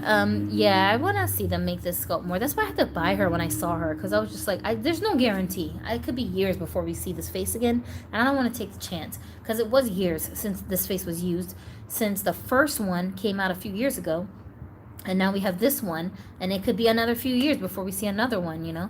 So I just was like, I can't take the chance. I gotta just get her when I can get her. And Adonis was stalking the website for me, and he found her, and then we were able to order her. But at the time, I only ordered one, and I probably should have ordered more than one. But I was so happy that the listing came back, because it was sold out for like a little while, and then it came back briefly, and I was able to catch her when it came back. So no complaints. But I wish that I did have more than one, because I probably could customize the other ones if I did get more than one. How do I get the redhead? She's so hard to find in stores, and she is expensive on eBay. Yeah, so if you're talking about this redhead Odile, really the only way to get her at her regular price, which is like $45, is through Walmart's website. Walmart's website is your best bet, because it's a Walmart exclusive doll, so obviously Walmart is going to have the dibs on a new stock of these dolls when they come. And it's not holiday season yet. These are very early release dolls. So if it's not the holiday season yet and it's an exclusive doll to Walmart, I would not put it past them to try to, hi Michael, to try to capitalize on that during the actual winter season, when they're going to be making the majority of their sales for Christmas. And because it's a holiday doll, a lot of people who don't even collect Barbies are going to be looking for these dolls to add to their decor in their house, just for, you know, just because it's the holidays. Hi Gwen. Walmart here only has the black haired. I actually saw a couple at my Walmart too. They're starting to show up on the shelves, but not this one. This one is not out there yet. So keep an eye on it, and just write down the dolls that you have on your radar so you don't forget. Because if you come across certain, like a website where you're like, oh, I didn't know they had dolls on here, like, yo, I went on Mercari just to explore the site because I don't know anything about it. It's crazy how many people are selling Barbie dolls on there, and some exclusive Barbie dolls too that I found on there. And because it's a smaller site, there's not as much competition as eBay. Some of the prices that they were listing the dolls for, it made me think, does this person not know what they have? Like, is this person even a doll collector? I don't know. And I don't think all of these people are collectors of dolls that sell dolls. So you might come across, some random website where people are selling Barbies and dolls, where there aren't a bunch of collectors just saturating the site looking for dolls, and you may be able to negotiate with those people and get lower prices, or add more stuff to the deal, or even just it's already at a good price the way that it's listed and it's worth you buying it. I saw a bunch of stuff on there that was like vintage dolls that you can't really find that easily. Those Happy Family dolls, like, it was amazing. I was like, oh my goodness, I didn't even know. You know what I'm saying? So just shop around, look at your local listings, look at your local Facebook listings. There's people all over the place are getting rid of dolls, selling dolls, finding dolls. There's people that just, they thrift. They go to different places and they find dolls in thrift stores. They clean them up and then they list them, and they don't really even understand the significance of the dolls. They just know, I bought it for $2. So if I list this doll for anything more than like $3, it's a profit. You know what I'm saying? And they be listing the dolls for pretty cheap prices, and you can definitely add more dolls to your collection that way. So it's a good hack. Thrifting, secondhand, and looking at sites that are not as saturated, it's a good way for you to come across obscure dolls that you might not have even thought you would find. And let's see, Florida Fox said at my Target they have the Teresa in Brooklyn, and my mom just got me the Barbie. She's the only one I have right now. Teresa and Brooklyn, huh? I haven't been to Target in so long. Ugh. Yeah, she's still out of stock on Walmart's website for sure, but that doesn't mean she'll stay out of stock. It doesn't mean that. She was out of stock when I ordered her, but then she came back. So initially when I went to go and order her, she was not available, I like this doll a lot. I like her a lot.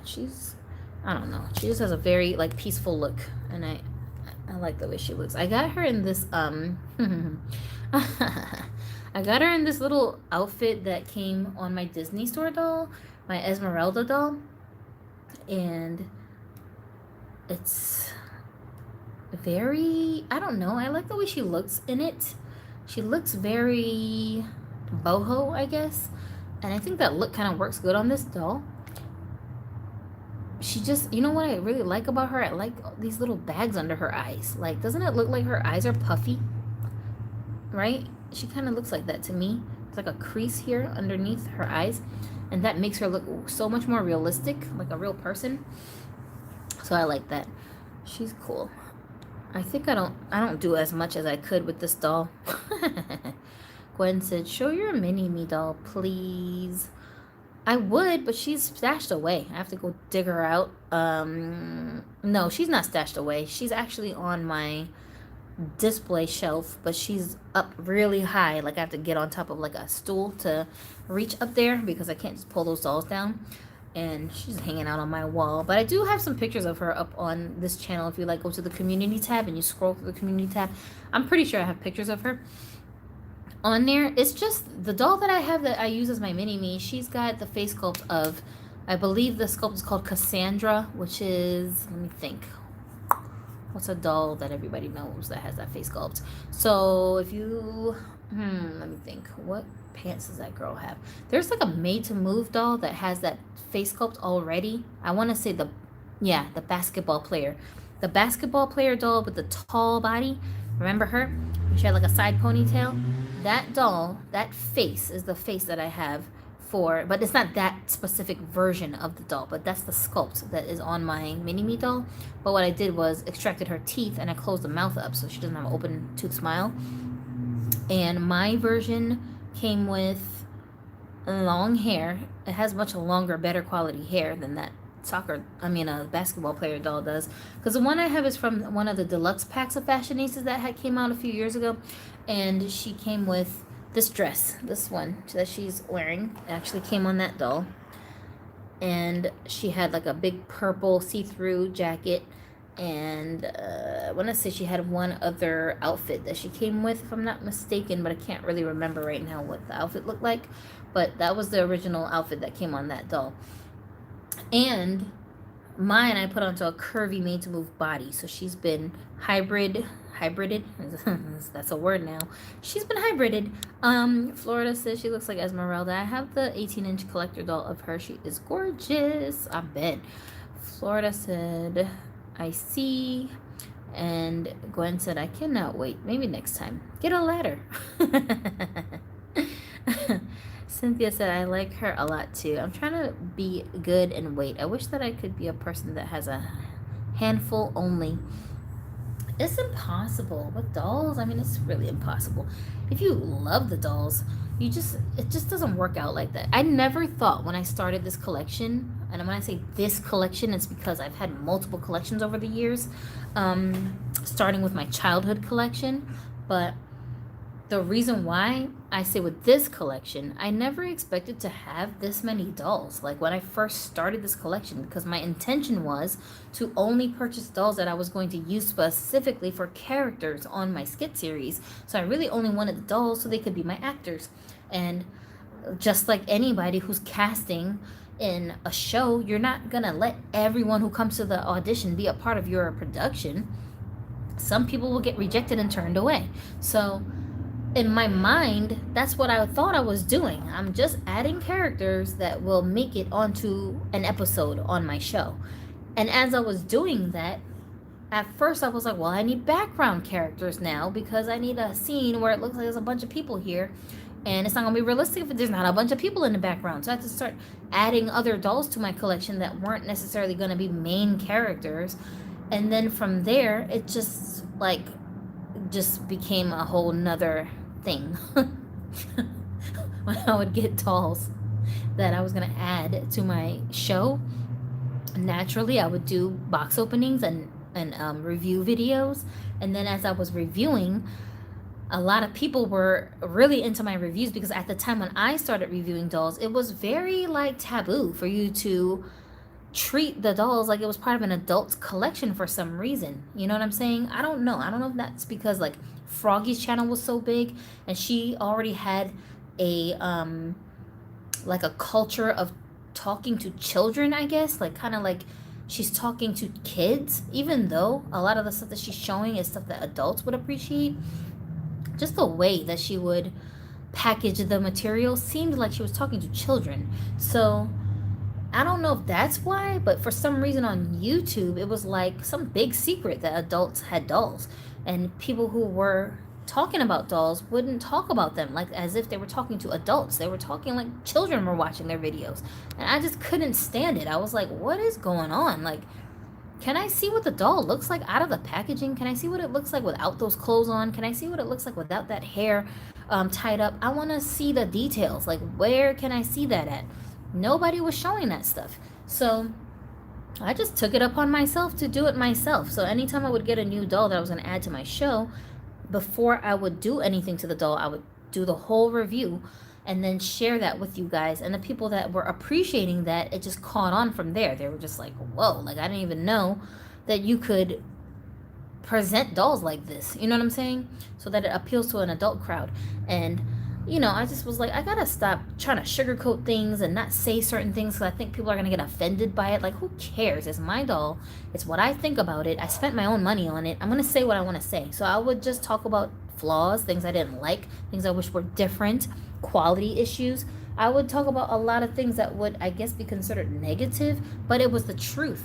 And I think people just appreciated that, So that caught on, and then people would start requesting, can you review the dolls from this next wave of fashionistas coming out? Can you tell us what you think about this one? Can you tell us what head sculpt this is? Then I started body swapping. I was talking about MTM bodies, talking about jointed dolls, and that was another big giant taboo. Oh, you're taking the head off the doll. Oh my God, you're gonna bring the value down.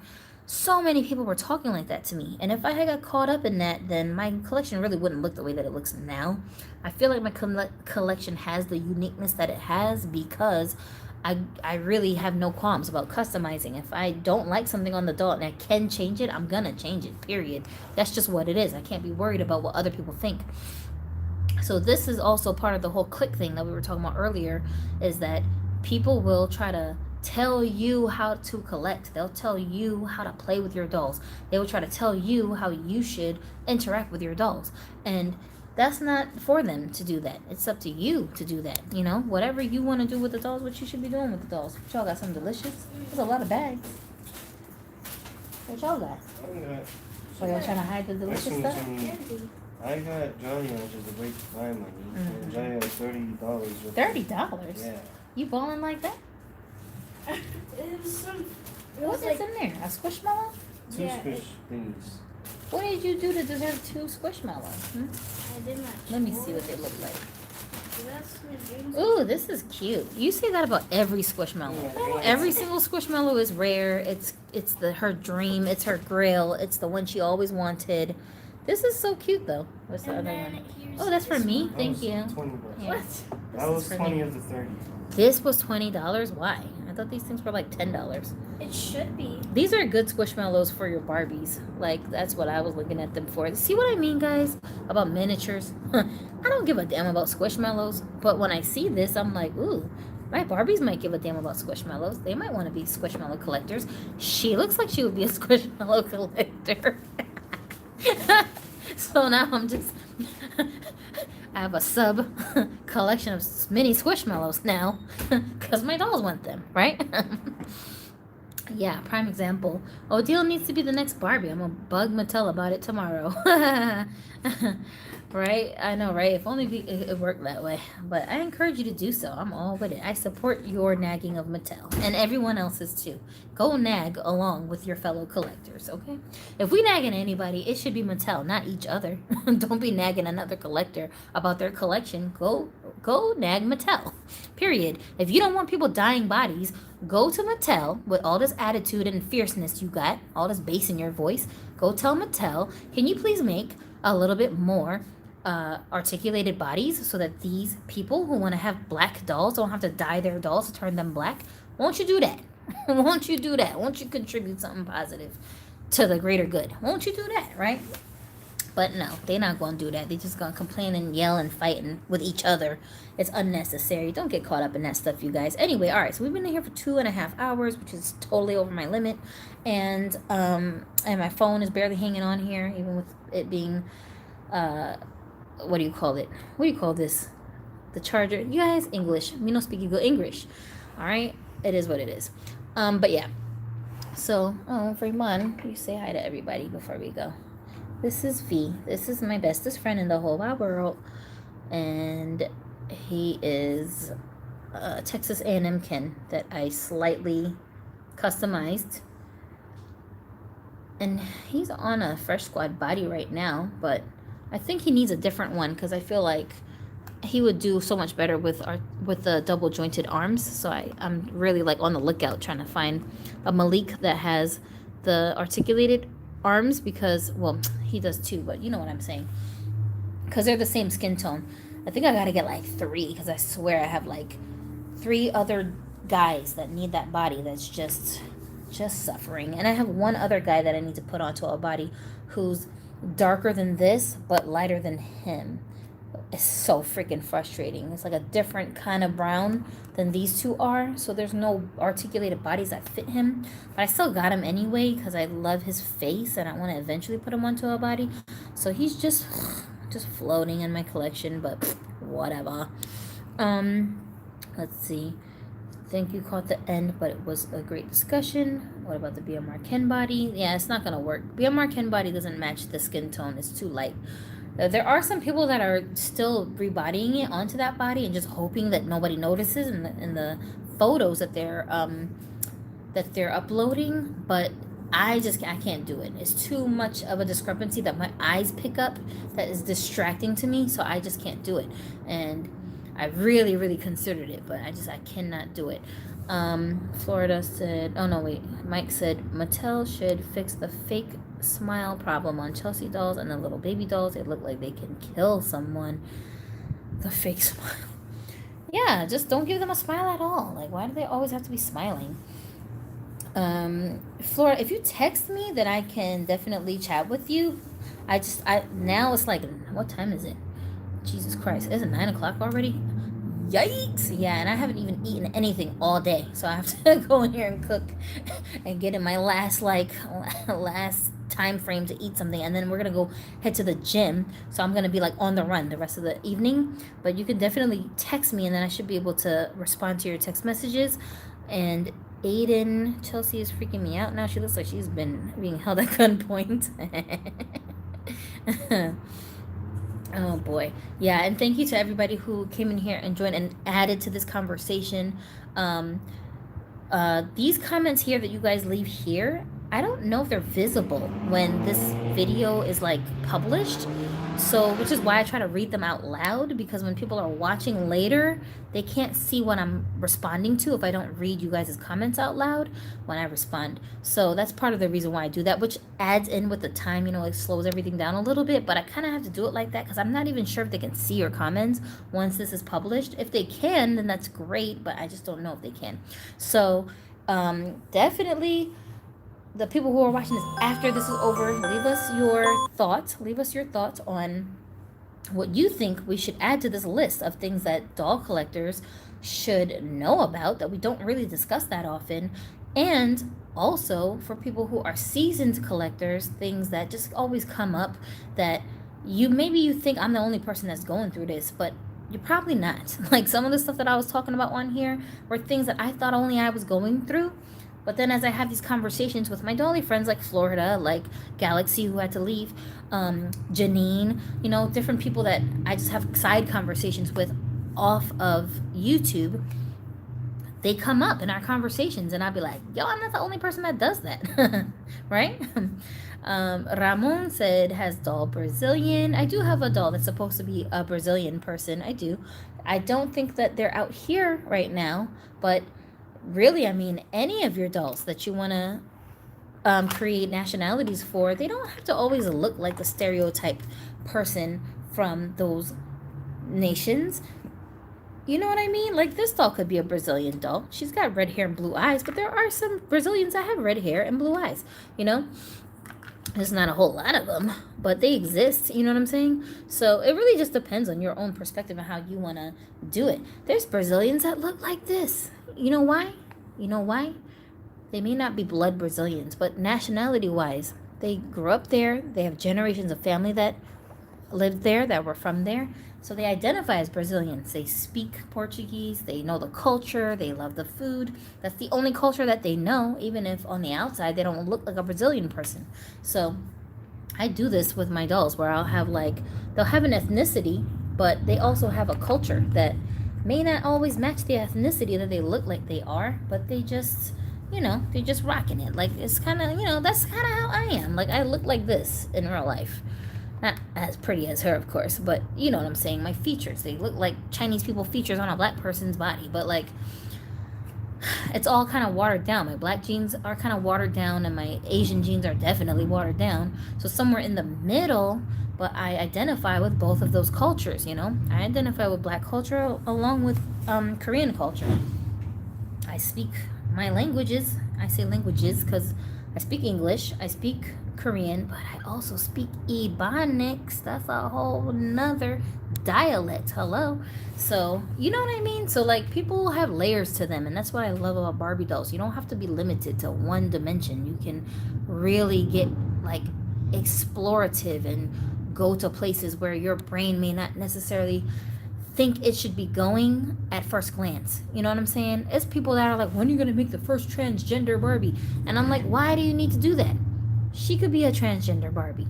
Just because they don't market her that way doesn't mean that it's not believable. There's plenty of men that got surgery, did a bunch of what do you call it? Add a bunch of makeup to their look, changed their hairstyle, grew their hair out, and just totally transformed. You can't even tell that they at once upon a time looked like a man. You know what I'm saying? Like, you can't even tell.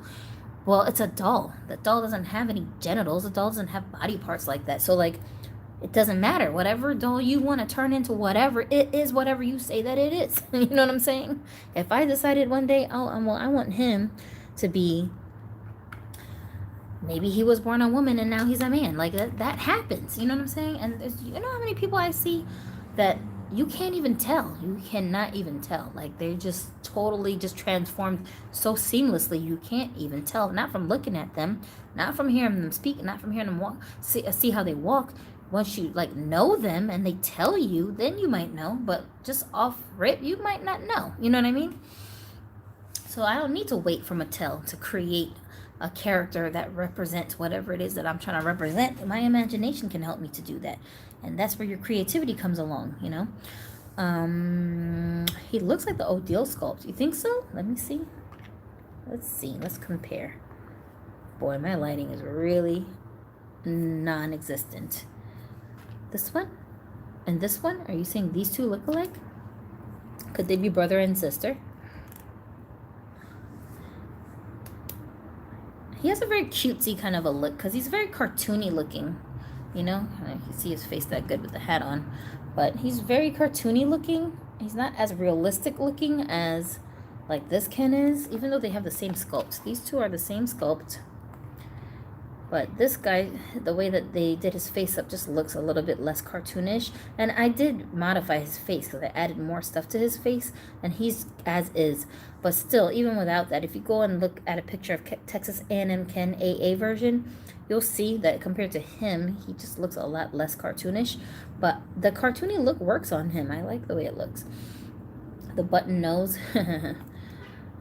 Let's see. You stand next to him. Let's look at you. They're both cute. Yeah, I can see how the nose shapes kind of look similar. She just has a real small, a tinier version of it. Yeah. I guess everybody is finding who they are all of our life. Yeah, Michael, I agree. Your entire life journey is that. You're just learning more and more about yourself. You're evolving. I had to tell my son, because it is his birthday, and I had to tell him, like, bro, from 17, hi Elvis, to 27 is your prime peak era as a young man to accomplish many, many things, including sculpting your body. And I was like, do not take for granted how thin you are right now, how easy it is for you to build muscle tone, like grooming yourself. Do not take it for granted. Get into a habit of taking care of your body, exercising, eating properly, doing all of that stuff to really like keep your physique at its best, because once you hit the 30-year mark, nature is just going to take over. Your body is going to start to deteriorate on you, and it's not going to function like how you think it should be functioning. And they lie to us when we're kids and say, oh yeah, once you go through puberty and you get to your adult body, everything's going to be fine.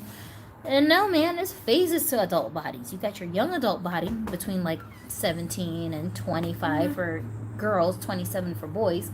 Yeah, you want to show them to me? This is the secret one. This is like the most legendary Squishmallow because why? Because you said so? I think it's the Halloween one. Oh, yeah? Halloween one with the purple edition. I don't know. I forgot their name. It was like Jack, the black cat. Well, my friend Rojas here, she likes Squishmallows. She told me she wants to start collecting them. Did you know that? No. Yeah, so... Oh my gosh, these things are so cute. So are you going to give her one? Here we have this one. Yeah, I can give her one. Really? Maybe he wants to start collecting them too. Do you? I don't know. And then here's... Are they all cats? No, there's actually a lion. What's this? I don't know what this is supposed to be. These are so adorable. I like them as Dolly Squishmallows. And they could be little pillows too. Alright, so here's Francis. Oh, this is cute. I like this one. Better version of Francis. You might like this one better. Here, you hold him. Then here's like a blue one. A cute one. So are you gonna give her?